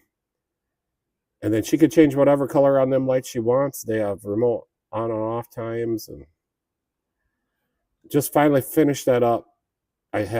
We had left the wires out in the open a little bit because we just weren't done and don't have a lot of time to work on our own stuff. So the other day, I just finished tucking all them wires in, and you can't see any wires anymore. We made a can holder. What was that, last year? It holds the whole case up there. So 2 12-packs. And they're still working. Michelle loves them. They still work good. We did a video on that. Pete, are you going to watch the race tomorrow at 6:30 p.m.? Richmond Raceway, Virginia. There's a race on tomorrow. We don't have cable, Timmy, so we can only watch it if it's over the air. Or on Prime. We got Prime. Yeah, here's the solar panels that are on the roof. So we got a good little setup going on. I want to put a hitch onto the front. So up here on the front of the RV, I want to put a hitch so I can make an attachment to put my motorcycle on there. Because we're going to bring the Jeep. I would like to bring my motorcycle. And then we got rid of 300 pounds of batteries. So we're only at 300 pounds. We had 600 pounds of batteries, but now we're at 300. So that took a little bit of weight off.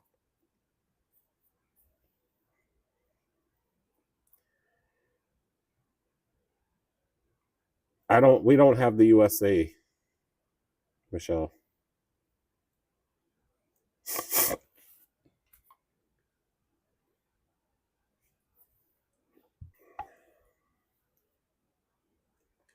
Yeah, I generally will watch all the races that are on TV.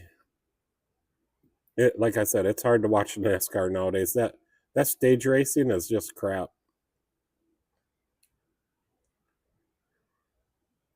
What else can we talk about here? Yeah, I just got this hub puller. Then just chat with them for now. It's okay. It's kind of coming on now again. I lost my internet, guys. Yeah, I lost my internet for just a little bit there. It reconnected now, so There it is. not sure what's going on here.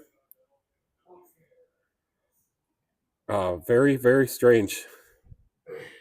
It just kicked right off. I got, my internet box is the Straight Talk home internet I use here. But yeah, I think we've gone our 3 hours. I'm going to go ahead and sign off and call it a night. Timmy's going to the doctor early in the morning, so he's gonna go too. Okay, Timmy. I hope you turn out good at the doctor tomorrow. We all wish you well, and we're praying for you and thinking about you. So get better.